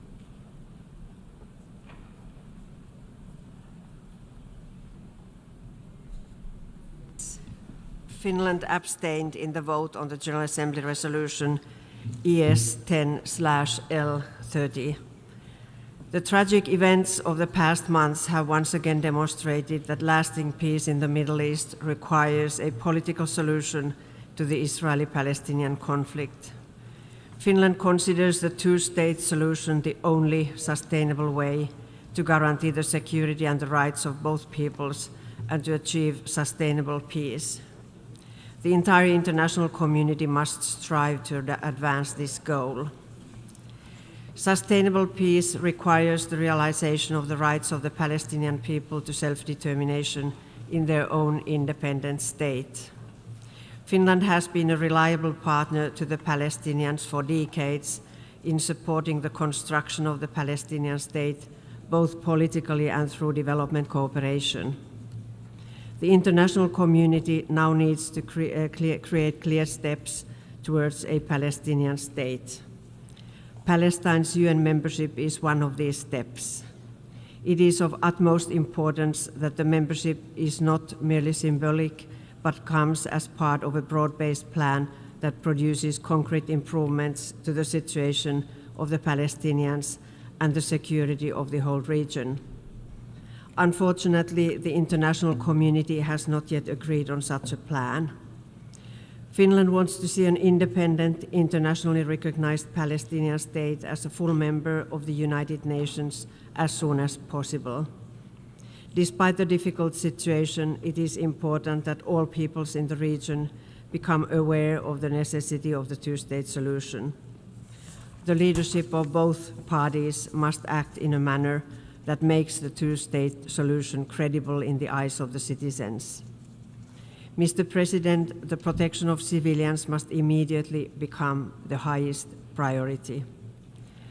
Israel must stop all its illegal activities in the West Bank and release the Palestinian revenues it is withholding. The Palestinian government needs to implement its reform program. We all must acknowledge openly that there is no return to the status quo ante of 7th of October. Finland continues to call for a sustainable ceasefire in Gaza and the immediate release of all hostages. Ultimately, the benefits of the two-state model clearly outweigh disadvantages for all residents in the region. The peoples of Israel and Palestine deserve a better, secure future, and the Palestinians have the right to take decisions on their own affairs. Thank you, Mr. President. I should like to thank the distinguished representative of Finland, and I now invite the distinguished representative of Australia to take the floor. I thank you, Mr. President.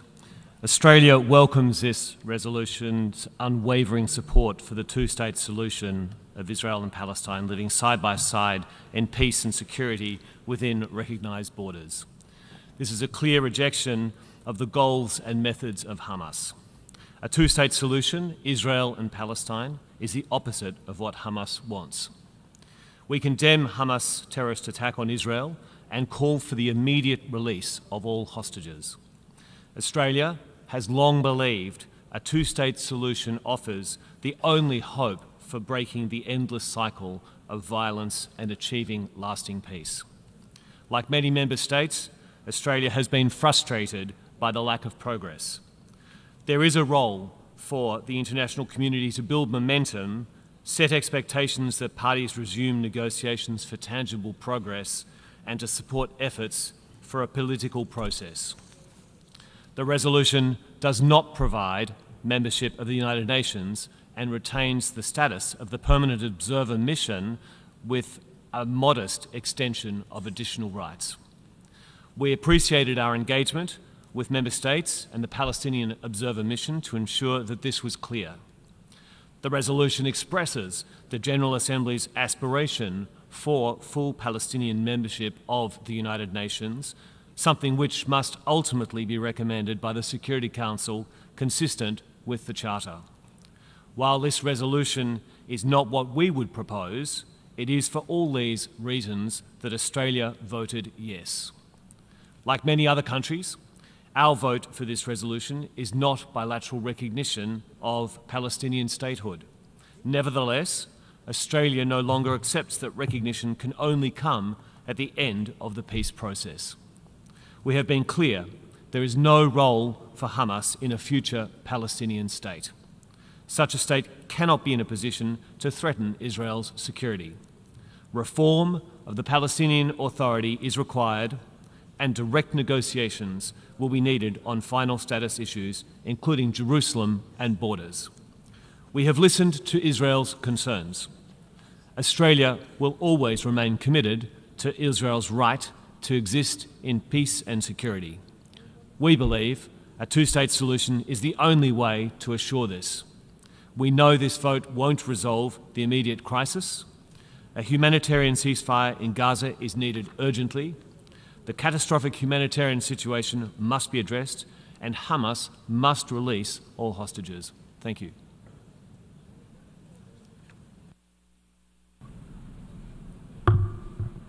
I give the floor next to the distinguished delegate of Germany, after thanking the distinguished delegate of Australia for his statement.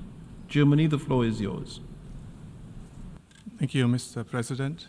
Mr. President, Germany firmly believes in two states, Israel and Palestine, for two peoples in the Middle East. We share the goal of a Palestinian state. We fully support Palestinians' right to self-determination. Every child, every family deserves to live in peace, in prosperity, and in dignity, and we want the Palestinian people to have their own state. Germany has worked towards that for years, and we will relentlessly continue to do so.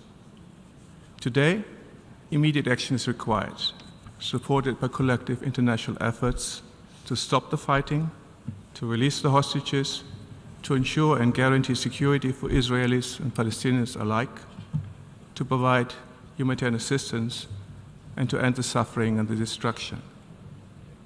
Without such immediate steps, a Palestinian state will not become a reality. But we want a Palestinian state to exist in reality. Unfortunately, today's vote in the General Assembly will not be able to create a viable Palestinian state, nor will it make peace.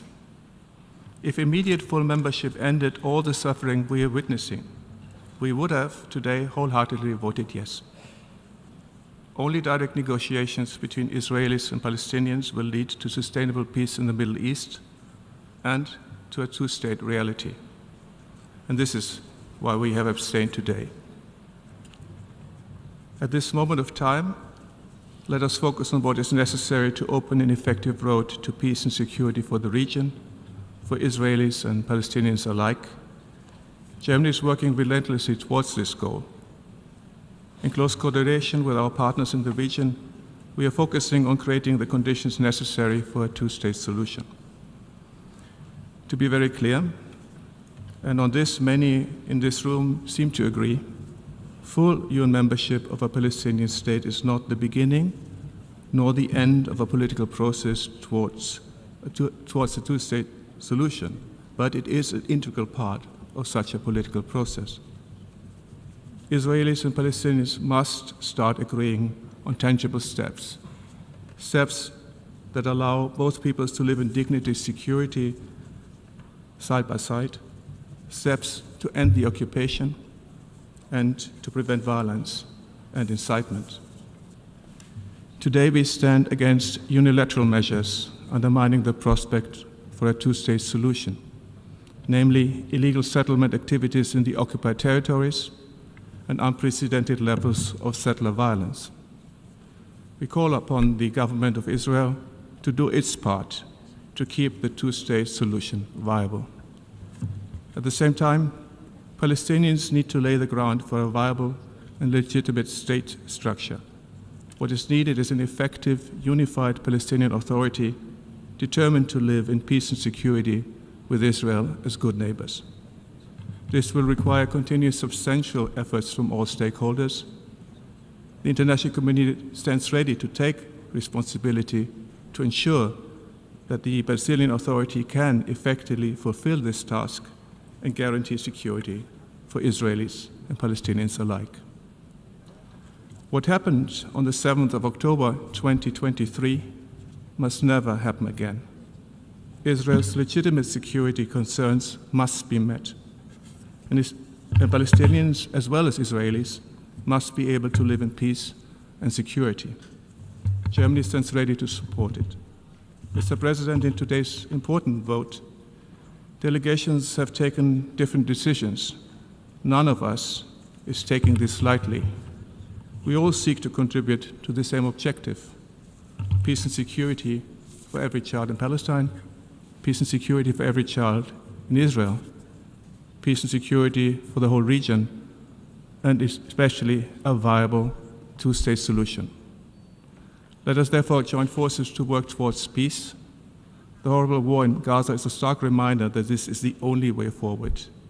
Ending the killing in Gaza is of the utmost importance. Hamas must end the terror. This would stop the war. All hostages must be released immediately and unconditionally. Israel must finally allow for humanitarian assistance to reach all innocent men, women, and children in Gaza now. We also call upon Israel to refrain from further escalation in Rafah and to do everything in its power to protect the lives of civilians in Gaza. As every country has the right to self-defense, every country also has the obligation to protect civilians. We cannot wait for the day when the Palestinian people finally have their own state, not just a seat behind a nameplate at the UN. This is what we are working for, and we believe we can only do this together. I thank you.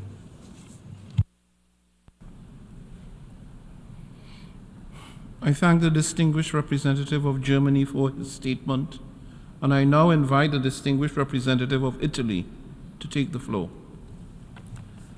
Mr. President, Italy is a firm supporter of the principle two people, two states, and shares the goal of a comprehensive, lasting peace that could only, and I stress only, be achieved on the basis of a two-state solution with Israel and Palestine living side by side in peace and security within agreed, recognized borders. We believe such a goal must be achieved through direct negotiations between the parties. We have doubts that today's approval of the resolution will contribute to the objective of reaching a lasting solution to the conflict. That is why we decided to abstain. With the brutal attacks perpetrated by Hamas on October 7th and the ensuing conflict in the Gaza Strip, reaching the objective of the two-state solution has become more urgent than ever.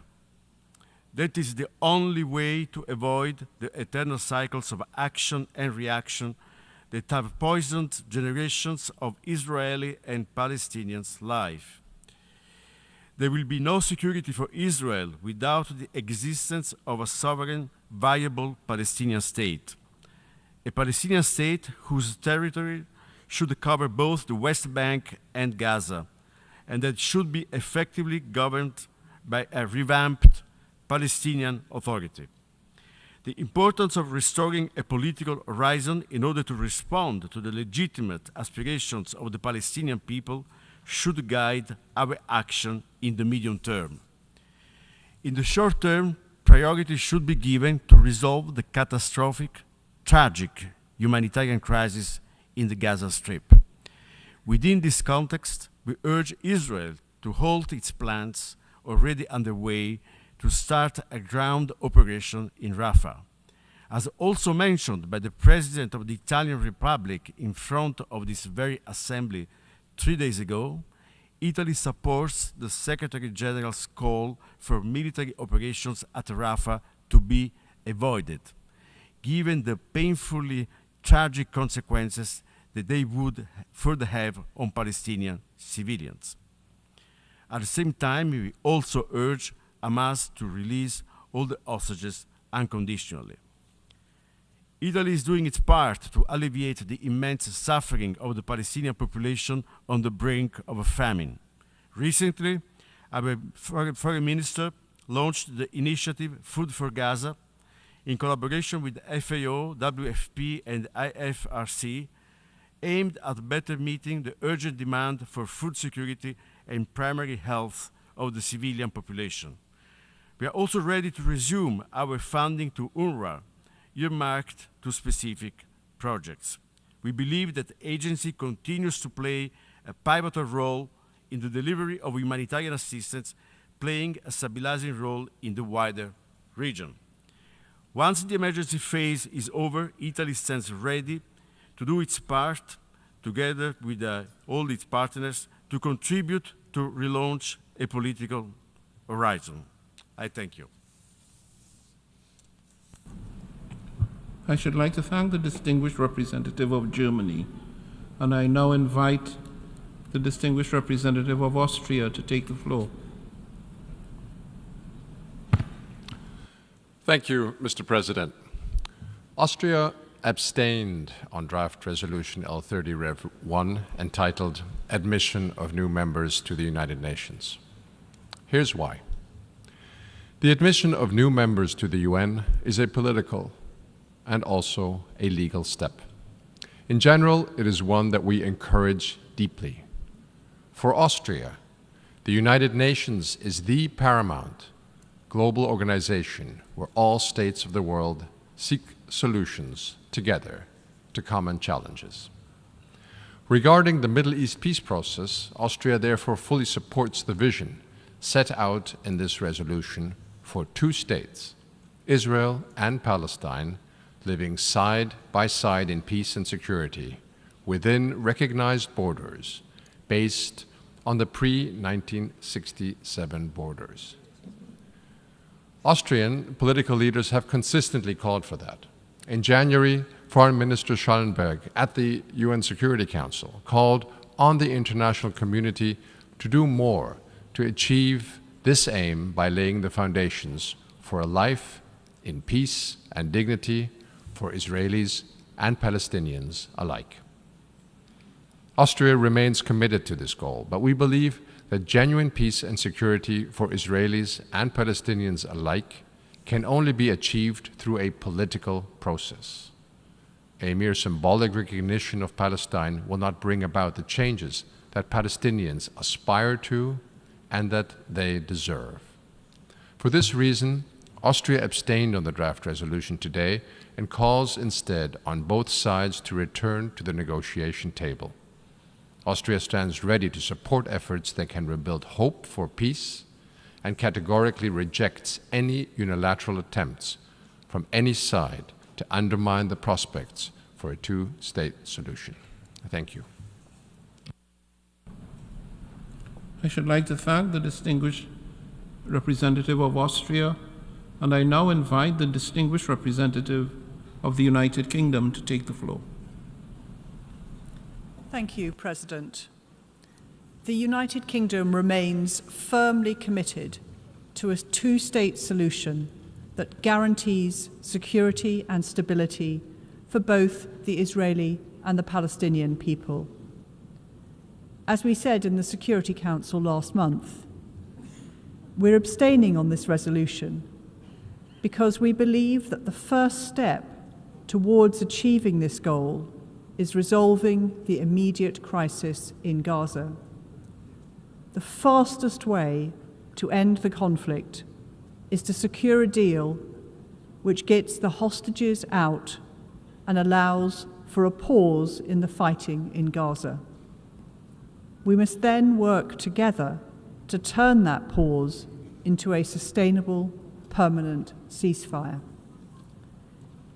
Setting out a horizon for a Palestinian state should be one of the vital conditions for moving from a pause in fighting to a sustainable ceasefire.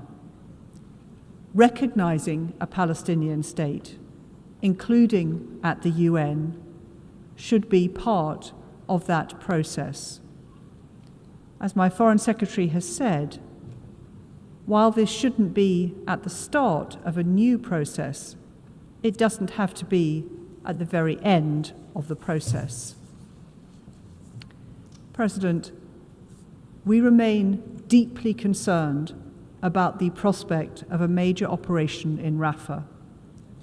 We are clear that we would not support this unless there is a very clear plan for how to protect civilians who must be safe and able to access food, water, and medical care.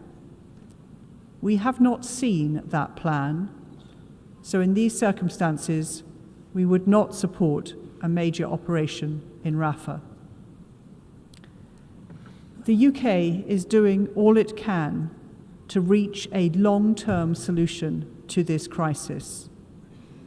In addition to our support for a deal which would secure a pause in the fighting and the immediate release of all hostages, we are pushing as hard as we can to get aid to Palestinian civilians, working with partners to de-escalate the situation in the region and building momentum towards a lasting peace. The UK has offered the Palestinian Authority our support as the new Palestinian government implements much-needed reforms. An effective Palestinian Authority is vital for lasting peace and progress towards a two-state solution. And just as the PA must act, so too must Israel. This means releasing frozen funds, halting settlement expansion, and holding to account those responsible for extremist settler violence. Last week, the UK announced a second package of sanctions targeting individuals and groups directly responsible for egregious violence against Palestinian civilians. The Israeli authorities must put a stop to this. President, in conclusion, we will continue to work urgently to bring the Gaza conflict to a sustainable end as quickly as possible, and to build a credible and irreversible pathway towards a two-state solution and lasting peace. I thank you. I should like to thank the distinguished representative of the United Kingdom for her statement, and I now give to the floor the distinguished representative of Iceland. Mr. President, in 2011, Iceland and Palestine established full diplomatic relations after the Icelandic Parliament passed a resolution in support of recognizing the state of Palestine as a sovereign state. Since then, Iceland's position on Palestinian statehood has been clear. Iceland has consistently called for a two-state solution where both Israel and Palestine live side by side in peace and security and mutual recognition. Therefore, we support Palestine's full membership of the United Nations and the call for the Security Council to reconsider the matter favorably. We also call on the Council to do more to live up to its mandate and address the Middle East peace process. This is why we voted in favor of today's resolution. Mr. President, just as Iceland has consistently condemned Hamas's past indiscriminate terrorist attacks, we condemned in the strongest terms the horrific attack on Israel on October the 7th. We continue to call for the immediate and unconditional release of all hostages taken in this most fatal attack on Jews since the Holocaust.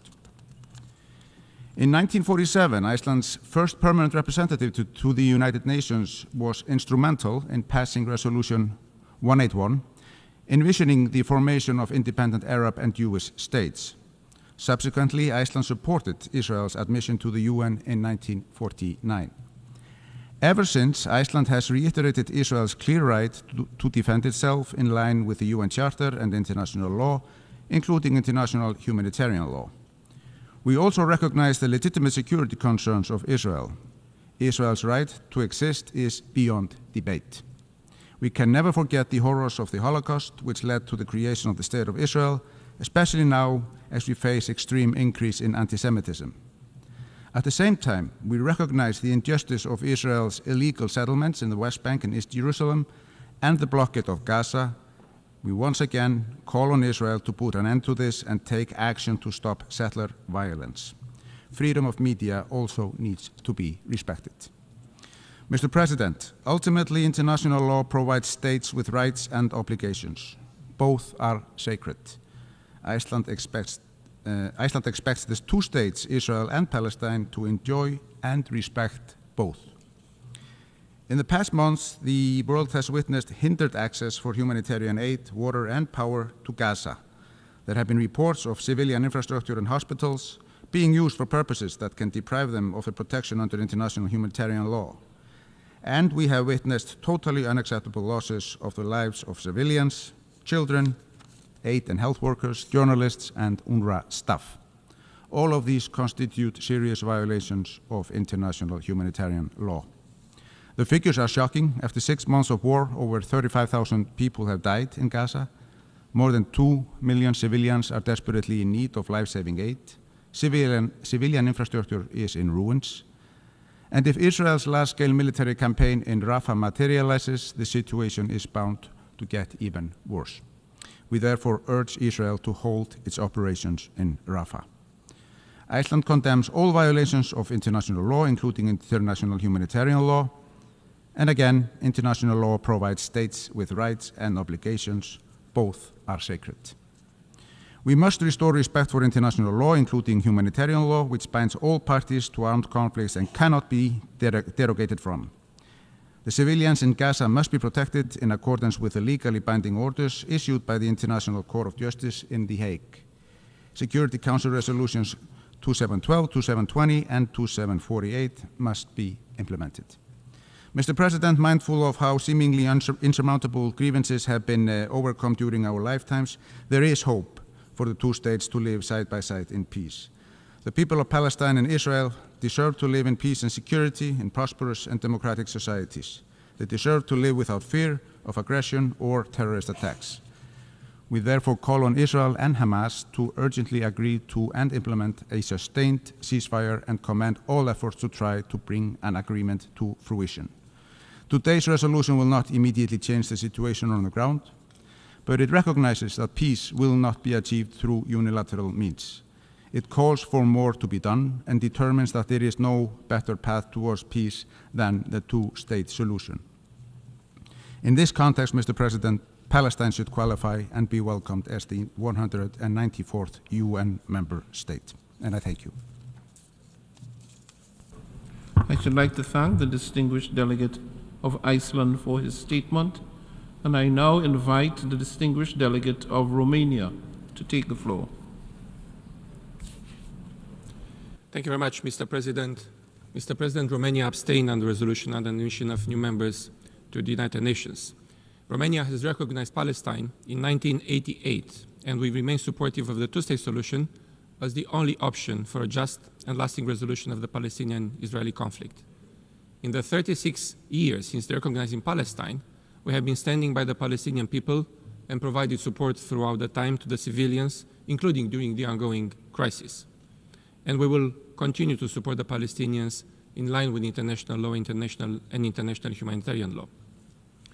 As a long-standing supporter of the Charter, Romania wishes to highlight that admission of a state to UN membership will be, quote, effected by a decision of the General Assembly upon the recommendation of the Security Council, unquote. We are hence of the view that the Security Council needs to consider the matter first and reach a positive recommendation before the General Assembly can decide. We need to preserve the complementarity and sequencing of action between the General Assembly and the Security Council in line with the UN Charter. In our view, the two-state solution remains the only way for bringing just and lasting peace in the Middle East, based on international law, relevant UN Security Council resolutions, the Madrid principles, including Land for Peace, the agreements previously reached by the parties, and the Arab Peace Initiative, with the State of Israel and an independent, democratic, contiguous, sovereign and viable State of Palestine living side by side in peace and security and mutual recognition.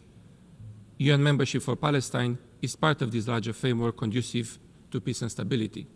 The international community, including the United Nations, need to redouble efforts to create the necessary conditions. Thank you, Mr. President. I should like to thank the distinguished delegate of Romania, and I now give the floor to the distinguished representative of Latvia. Mr. President, Latvia abstained on the resolution on admission of new members of the United Nations because we continue to believe official recognition of a Palestinian state should only be conducted in the framework of a negotiated agreement in accordance with the international parameters. Latvia recognizes the right of the Palestinian people to self-determination, including the right to their independent state of Palestine.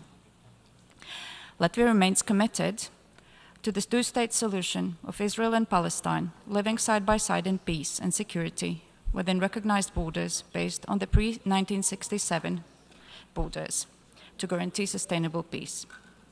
Our vote shall not be interpreted as support to the ongoing crisis, including practices that violate international law and international humanitarian law. We fully recognize that more than 34,000 Palestinians have perished, and the remaining residents of Gaza continue to face life-threatening danger as well as humanitarian catastrophe. This crisis must be addressed without delay, ensuring immediate humanitarian pause and sustainable ceasefire, unconditional release of hostages, and the provision of unhindered humanitarian assistance at scale to the Palestinian people to end the suffering now. We thank the Palestinian Mission and other interlocutors for their constructive efforts to improve the text of the resolution to enable the widest possible support among UN member states. Therefore, we call on the Security Council to reconsider the matter on the UN membership of Palestine as soon as possible. To conclude, we believe that this is the time for the international community to redouble efforts towards overcoming the current crisis and reviving the Middle East peace process aimed at achieving the two-state solution. Meanwhile, it is important to enhance political and practical support to the Palestinian people and the Palestinian Authority as their official representative at the foundation of a future state of Palestine. I thank you. I thank the distinguished representative of Latvia, and I now offer the floor to the distinguished representative of Greece. Mr. President, the horrific terrorist attacks against Israel on October 7, 2023, the suffering of innocent civilians both in Israel and Gaza, as well as the wider instability in the Middle East that ensued, reminded us that the price of inaction of the international community is too high. Our positive vote today is in line with our long-standing principled position that the resolution of the Palestinian question should be mutually agreed on the basis of a two-state solution, an independent and viable Palestinian state living side by side with the State of Israel in peace and security in line with relevant UN resolutions. We strongly believe that creating a viable political horizon for the Palestinian people while also guaranteeing Israel's security is the best way to end violence and to combat extremist and radical ideologies. We believed that the resolution adopted today can contribute to the creation of the international political environment to achieve these goals.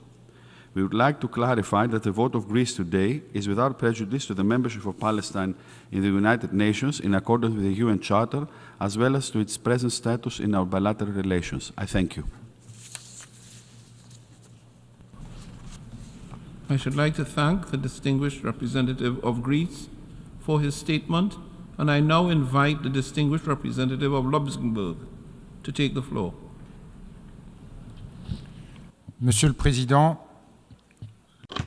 Mr. President, Luxembourg voted in favor of the resolution presented by the United Arab Emirates, by which the General Assembly is asking the Security Council to favorably consider the establishment of the State of Palestine as a member of the United Nations and confer additional rights to the State of Palestine while it waits its admission. By voting in favor of this resolution, Luxembourg made a clear choice. We voted in favor of peace and in favor of a two-state solution. This is the only solution which can meet the security needs in the long run for Israel and the legitimate aspirations of the Palestinians to a state. We would like to thank Palestine for having strengthened the language of the resolution, thereby reaffirming the support of the General Assembly to a two-state solution with Israel and Palestine living side by side in peace and in security within recognized borders based on the pre-1967 borders. The resolution that we just adopted enjoys a broad majority and provides new impetus to all of those that are committed to peace.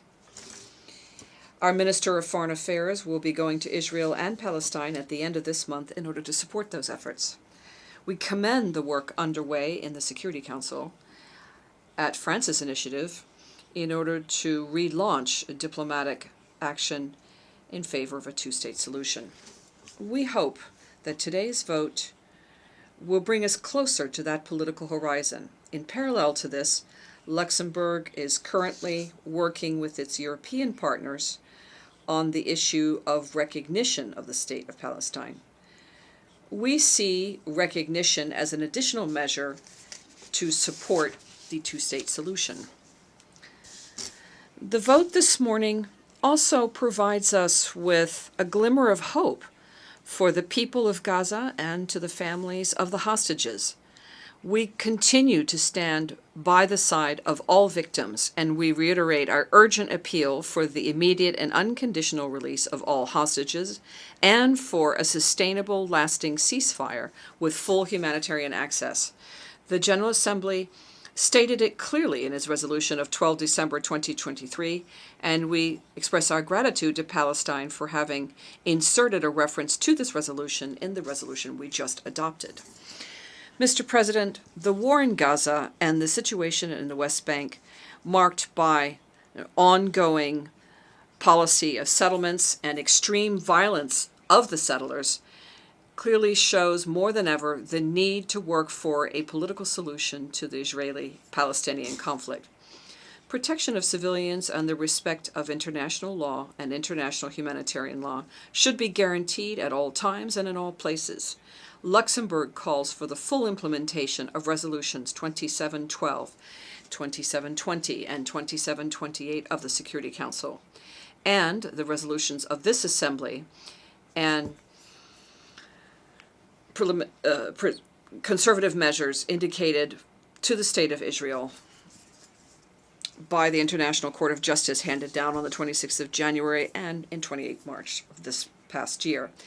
We urge the Israeli government to not launch an offensive in Rafah. As underscored by the Secretary General, another such assault would be a disaster given the incalculable number of civilian victims it would incur. Tens of thousands of civilians have been compelled to flee once again without knowing where they can go to be sure and safe. The repercussions in Rafah would be felt well beyond the Gaza Strip and occupied West Bank and in the whole region. Mr. President, Luxembourg is concerned and disturbed by the famine that is spreading throughout Gaza due to the blockade on humanitarian access. And we're shocked by the information that state that there's been a discovery of what has happened with the Nasser Hospital and Al-Shifa Hospital, the attacks of armed forces from Israel targeting civilians, schools, hospitals, United Nations facilities, and other civilian infrastructures. These attacks are intolerable, and attacks on humanitarian workers and journalists are unacceptable. Luxembourg would like to pay tribute to all the humanitarian workers, to the staff of UNRWA, the United Nations, the NGOs, and the journalists who have been killed in Gaza. Accountability should be provided for all crimes committed and justice for all victims. It is appropriate to recall here that intentionally attacking humanitarian actors and using famine as a war tactic are war crimes as set forth in the Rome Statute of the International Criminal Court. In this regard, Luxembourg condemns in the firmest terms any threat and any act of intimidation against the International Criminal Court, the prosecutor, and all of its staff. The court plays a key role in fighting impunity and in being able, and should be able to act with full independence. Combating impunity is not incompatible with the quest for a political solution. To the contrary, we are deeply convinced that justice is an ingredient which is indispensable for lasting peace in the region. And for that reason, Luxembourg joins the appeals of others for independent investigations to be conducted to shed light on all violations of international humanitarian law and human rights in Gaza and in the occupied Palestinian territories, and to shed light on the atrocities perpetrated by Hamas and other terrorist groups on the 7th of October 2023. Mr. President, at this critical moment for international peace and security and for the Middle East, Luxembourg reaffirms its full support to the Secretary General, Antonio Guterres, and the United Nations staff, who are committed unwaveringly, with courage, to come to the assistance of the peoples who are affected by the Israeli-Palestinian conflict, to put an end to the conflict, and to prevent a regional escalation of the conflict.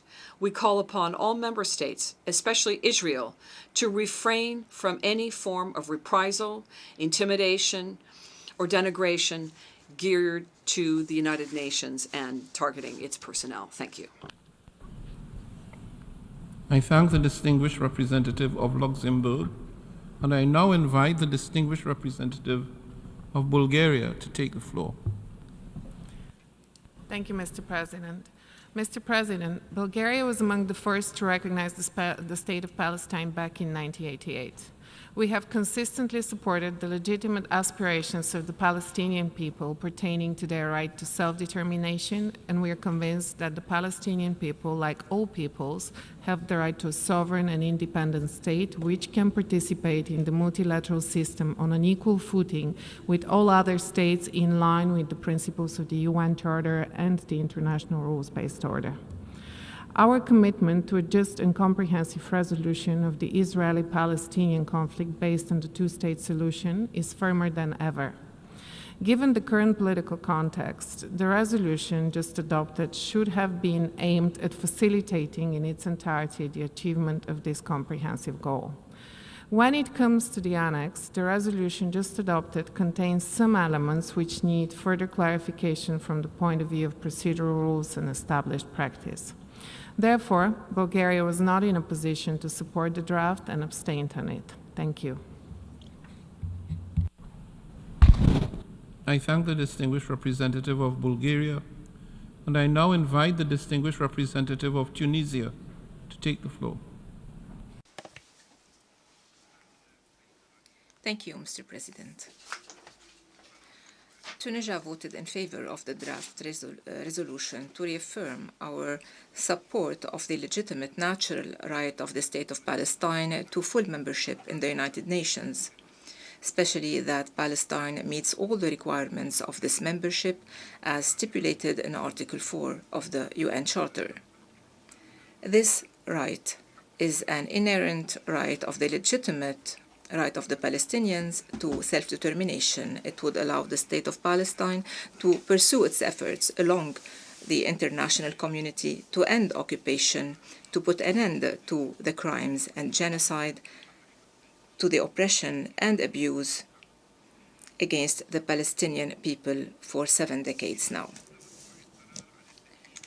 The fact that the draft resolution garnered the support of more than 2/3 of the member states represents a clear message confirming the right of the Palestinian state to occupy its natural place among the wider membership. It reaffirms the need to respect the UN Charter and the principles of right, justice, and international law. Mr. President, Tunisia reaffirms its steadfast and principled support for the right of the Palestinian people to restore their legitimate, inalienable, imprescriptible rights, most notably their right to self-determination and to the establishment of their independent, fully sovereign state on all the land of Palestine with Al-Quds al-Sharif as its capital.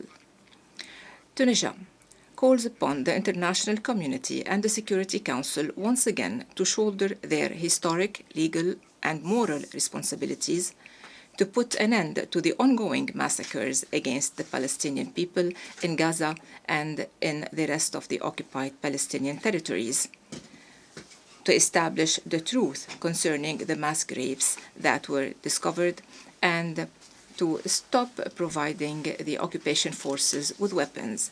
These massacres and crimes that have crossed all the lines and which are being perpetrated by the occupation forces, which persist in abusing the Palestinian people and violating their rights amidst an ongoing international silence and a lack of accountability, owing to the special support Israel is receiving in the Security Council. This support emboldened it to ignore international law and UN resolutions.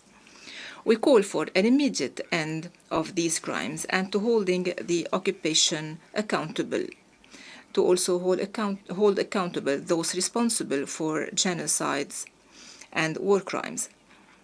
We beseech the international community to stand firmly and seriously away from any political considerations or double standards, and to prevent another crime against more than 1.5 million Palestinians that were forcibly displaced to Rafah, to allow the delivery of humanitarian assistance and all basic necessities that are denied by the occupation forces, which are using starvation as a means of warfare.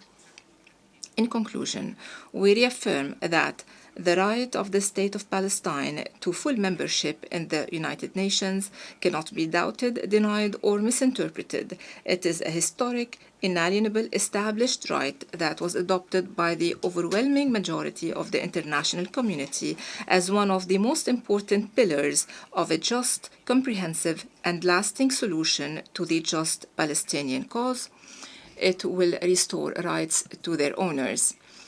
In this context, we call upon the Security Council to reconsider favorably the full membership of the State of Palestine. This would be a first step towards justifying a situation that runs counters to the principles of right, justice, and the purposes of the United Nations. Thank you, President. I thank the distinguished representative of Tunisia, and I now give the floor to the distinguished representative of Estonia. Mr. President, Estonia voted in favor of the resolution in order to reaffirm our unwavering support to a just and comprehensive resolution of the Israeli-Palestinian conflict based on the two-state solution with the State of Israel and an independent, democratic, contiguous, sovereign, and viable State of Palestine, living side by side in peace and security. We support revitalizing a political horizon and reinvigorating international efforts towards this goal. Estonia supports granting the State of Palestine additional rights and privileges for participation in the work of a General Assembly without setting a precedent and in full conformity with the UN Charter, i.e. excluding the right to vote and putting forward candidacies to United Nations organs and maintaining the status of a non-member observer state. Estonia's vote in favor does not constitute bilateral recognition of a State of Palestine. I thank you.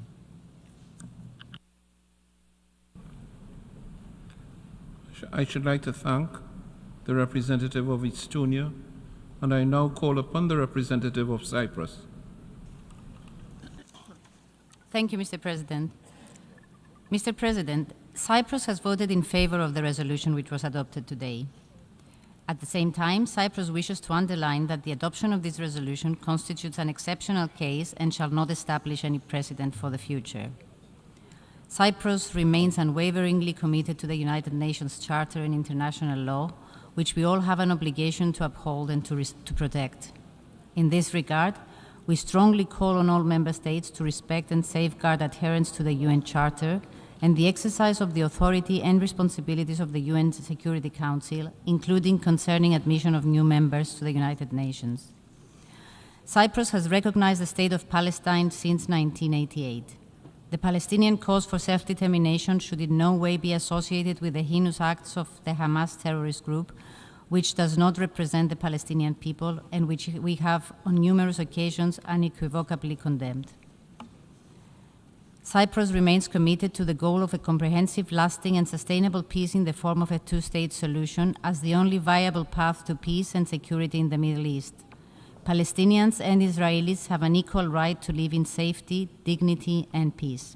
I thank you, Mr. President. I thank the representative of Cyprus, and I now invite the representative of Slovakia to take the floor.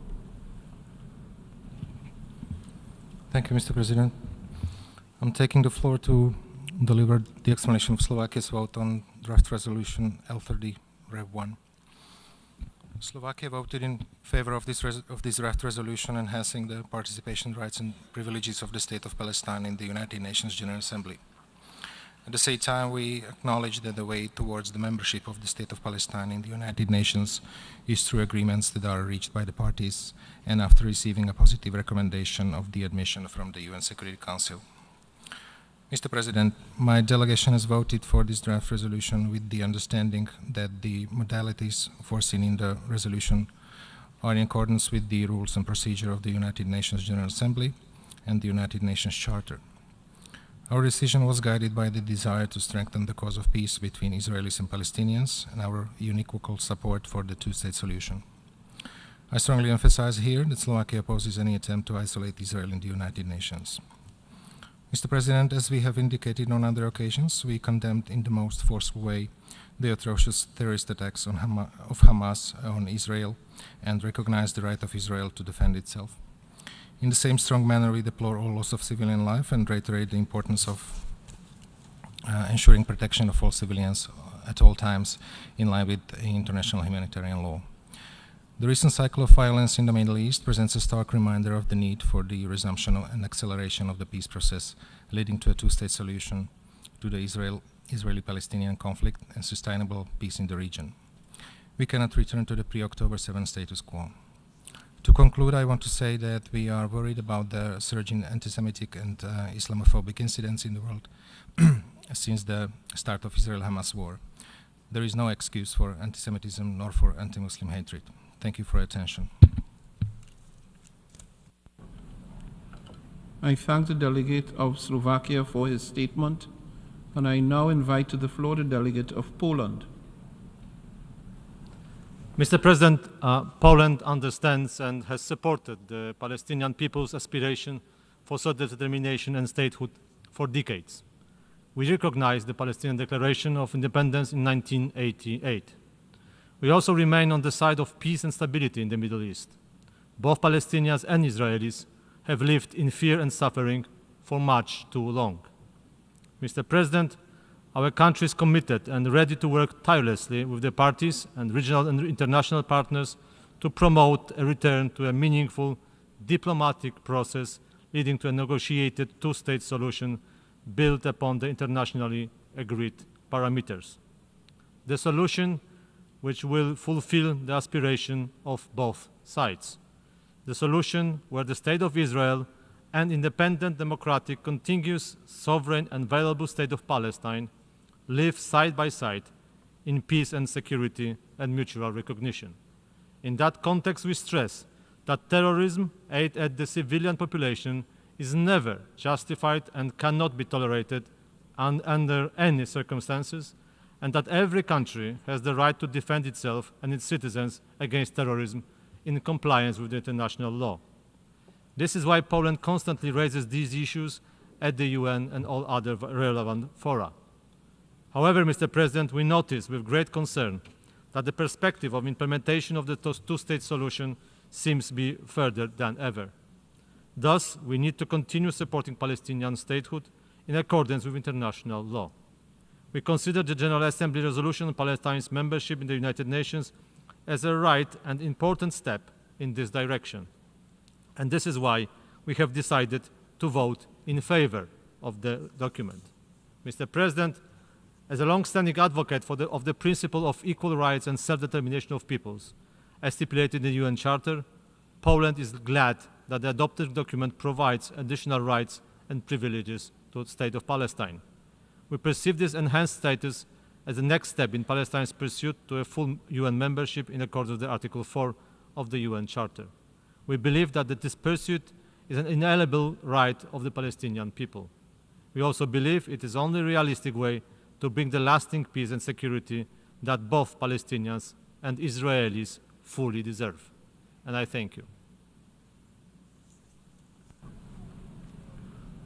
I thank the distinguished representative of Poland for his statement, and I now offer the floor to the distinguished representative of Liechtenstein. Thank you, Mr. President. I'm delivering this explanation of vote after the vote on draft resolution A/ES10/L30. Mr. President, we meet today as a result of the veto cast in the Security Council of Palestine's application for UN membership. We were also invited to express ourselves on the issue, in so doing putting on record the position of the membership, including by recommending to the Council to reconsider the matter favorably. As a small state with a strong multilateral perspective, Liechtenstein fully appreciates Palestine's desire to take its place amongst the member states of this assembly. We have worked on equal footing with the State of Palestine in the framework of many essential multilateral treaties, from the Geneva Conventions to the Rome Statute of the International Criminal Court. We also appreciate this opportunity for members of the organization to make our positions clear, as has been the case in previous applications for membership that were subject to the veto. Membership is the question on which the veto has been most frequently cast in the history of the United Nations, while it has thankfully been long years since the veto we are discussing today. As is well known, as the lead proponent of the veto initiative, we have advocated regularly for the General Assembly to take its own action when responding to a veto in the Security Council. Constitutionally, the only course of action for the Assembly is indeed the invitation to the Council to look at the application again in light of the stated will of the membership as a whole. Mr. President, I wish to reiterate Liechtenstein's support for the two-state solution as a prerequisite for peace in the entire Middle East region, in line with the relevant resolutions of the Security Council and General Assembly. It was our clear expectation at the time Palestine became a non-member observer state of the General Assembly in 2012 that this decision was made on the understanding that Palestine fulfilled the basic criteria for statehood under international law. Full membership was at the time not seen as politically feasible, and the observer status granted by this assembly was deemed as a reasonable compromise in the circumstances. Instead, the prospect of membership was seen by some as incentivizing the Palestinian Authority to engage in serious and credible negotiations towards a two-state solution.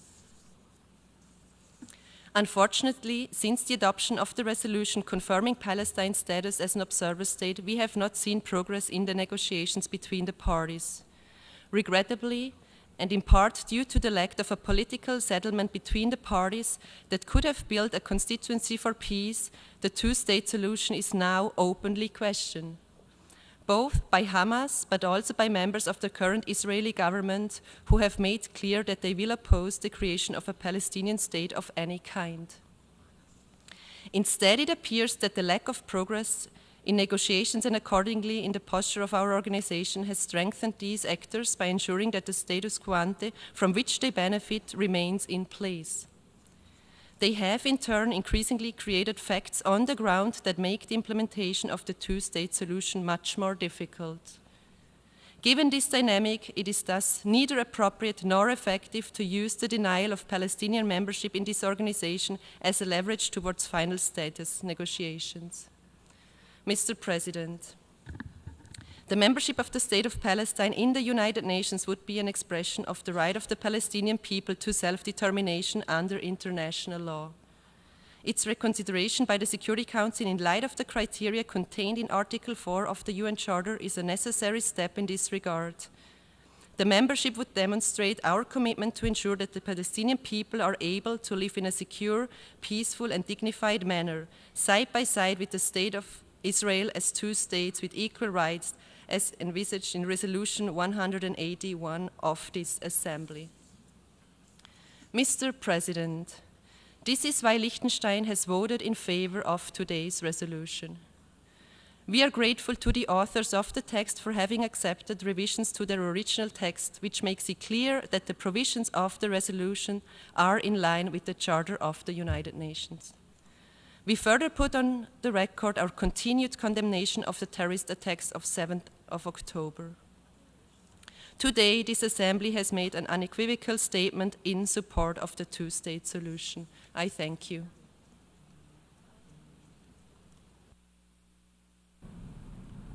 I should like to thank the distinguished representative of Liechtenstein, and I now offer the floor to the representative of the Syrian Arab Republic.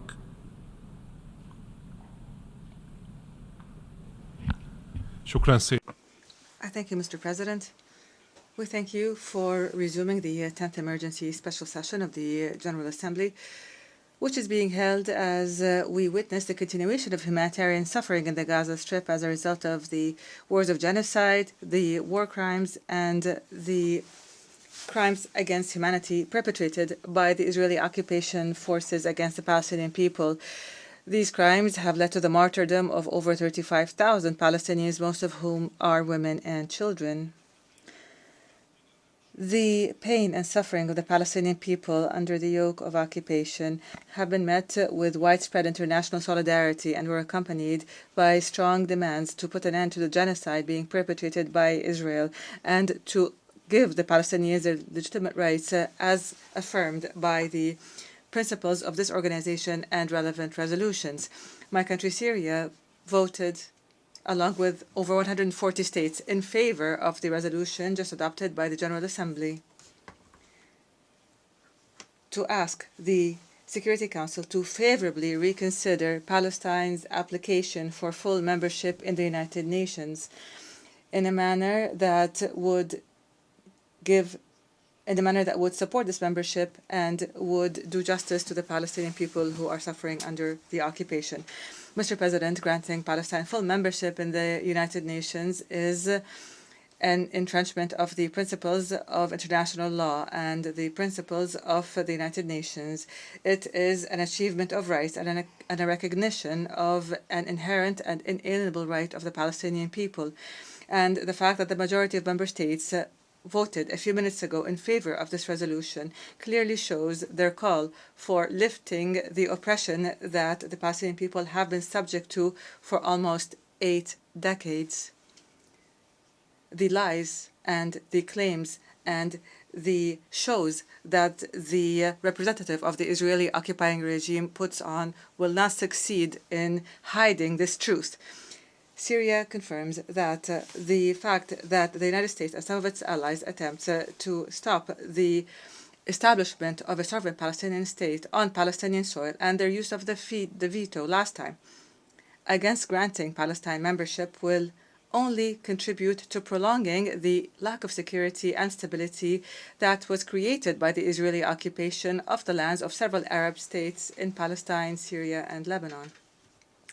Syria confirms that its vote for the resolution is an expression of its firm and principled position that strongly supports the Palestinian people and their legitimate rights. And this in no way means a recognition of Israel or removing its attribution as an occupier. And here we renew our demand for putting the United Nations resolutions and of relevance into action to put an end to the occupation and to guarantee a full Israeli withdrawal from occupied Arab territories, including the occupied Syrian Golan, and until the 4 June 1967 lines.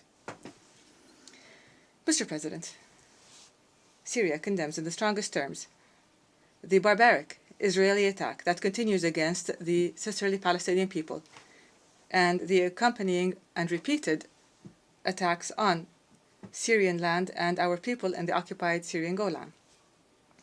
We demand an end to this aggression. Syria condemns the unlimited support that some Western states are offering, with the United States at their forefront. We condemn the support that is being given to Israel as it perpetrates violations and crimes and aggressions in Palestine, in Syria, and Lebanon. And we condemn that it prevents the Security Council from upholding its responsibilities to maintain international peace and security. This shows this Western support for Israel by a handful of Western states. This support shows hypocrisy and double standards in dealing with matters of human rights and with matters on the maintenance of international peace and security and the noble principles and values that have been upheld in the Charter of the United Nations. Syria reiterates its support for the Palestinian people as they struggle to liberate their occupied land.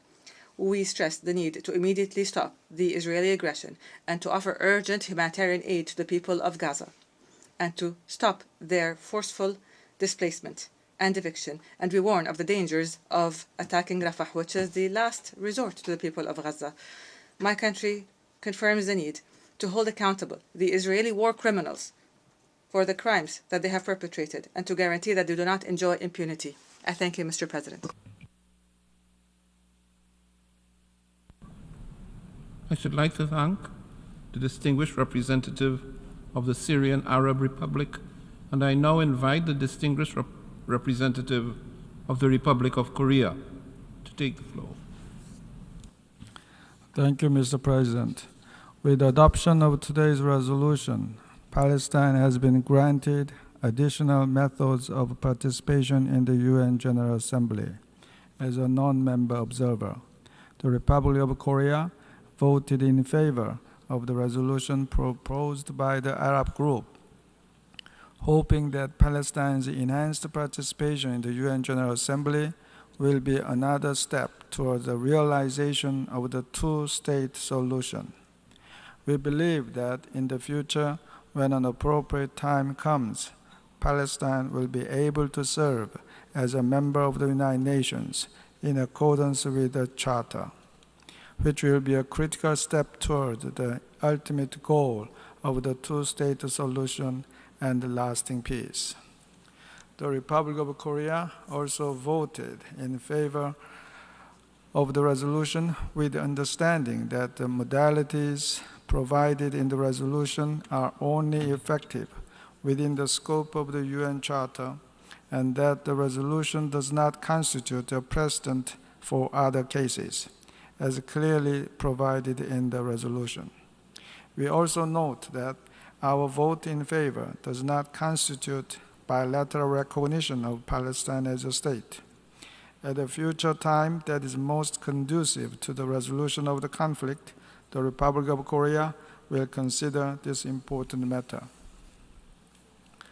Mr. President, more than 7 months has passed since the outbreak of the current situation, triggered by the horrendous terrorist attacks by Hamas against Israeli civilians.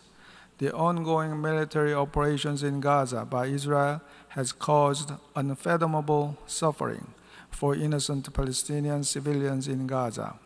And now we are standing at a critical juncture that could either lead to a deal for a vital ceasefire and the release of hostages, or a massive and bloody ground operation in Rafah, where 1.4 million people are packed with despair and fear. At this stage, it is vital that the utmost diplomatic efforts by the US, Egypt, and Qatar can lead to an invaluable outcome. As such, we urge the parties to the conflict to prioritize the suffering of Gazan civilians and Israeli hostages over any other considerations, and to take the right path towards the ceasefire. Neither the 2.3 million people in Gaza nor the Israeli hostages and their families deserve this tragedy. Mr. President, with the adoption of today's resolution, we hope that Palestine can play a bigger role in contributing to securing peace and stability in the Middle East, and that this resolution will expedite long overdue negotiations between the parties toward the common and much anticipated goal of the two-state solution and peace, security, and dignity for all. I thank you, Mr. President.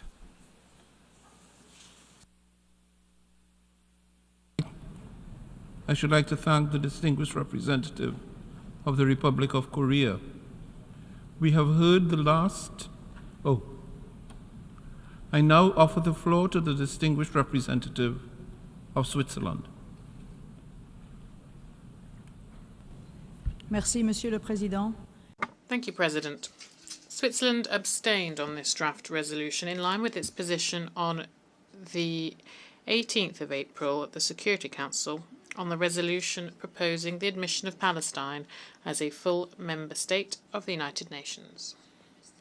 We felt that, in view of the great instability prevailing in the region, this stage was not conducive to improving the situation. Without opposing it, we believe it would be preferable to consider admitting Palestine as a full member of the United Nations at a time when such a step would insert itself into the logic of an emerging peace. Such an admission would, however, have to follow the procedures enshrined in the Charter, taking into account the role of the Security Council based on a decision by all its members, forged on their common appreciation. In our view, however, too many of the elements included in the resolution submitted to the General Assembly for a vote today prejudge the opinion that the members of the Committee for the admission of new members will have to provide when the time comes in accordance with the Charter. Switzerland, however, recognises that the observer state of Palestine and its representatives in New York have the necessary qualities to honour the enhanced status to which they aspire within the General Assembly.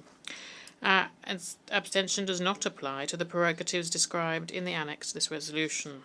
These are in line with the observer state status we voted for in 2012, and which the observer state of Palestine has so far adequately fulfilled. Finally, Switzerland's abstention does not change our firm support to the two-state solution. We are convinced that only a negotiated solution in which two states, Israel and Palestine, live side by side in peace and security, can lead to lasting peace between Israelis and Palestinians. President, since the acts of terror perpetrated by Hamas on the 7th of October, which Switzerland has strongly condemned, Switzerland has continually reiterated its deep concern about the situation in Israel and throughout the occupied Palestinian territory. Already catastrophic for the civilian population, the situation is likely to worsen tragically in the event of a major Israeli military offensive at Rafah.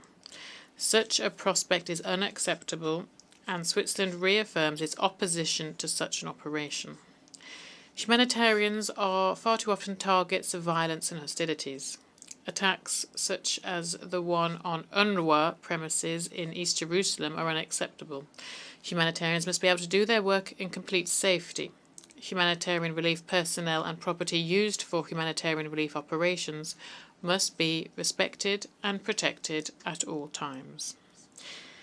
It is essential for the parties to implement the binding resolutions adopted by the Security Council, as Resolutions 2712, 2720, 2728 and 2334 also reiterate.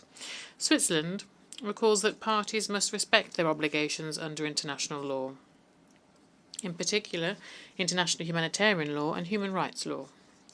Amongst these obligations, Switzerland recalls in particular that forcible transfer is prohibited in the same way as the deliberate use of starvation as a method of warfare. It is time for a ceasefire. The safety of civilians must be ensured. All hostages must be released immediately and unconditionally, and safe, rapid and unhindered access for humanitarian aid must be allowed throughout the Gaza Strip via all crossing points. This tragedy has gone on far too long. It is time to put an end to it. Thank you very much.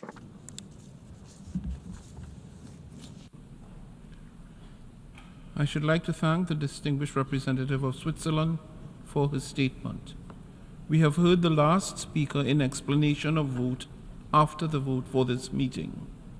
We shall hear the remaining speakers in explanation of vote after the vote this afternoon at 3 p.m. in this hall, to be followed by the resumption of the debate on agenda item 5. The meeting is adjourned.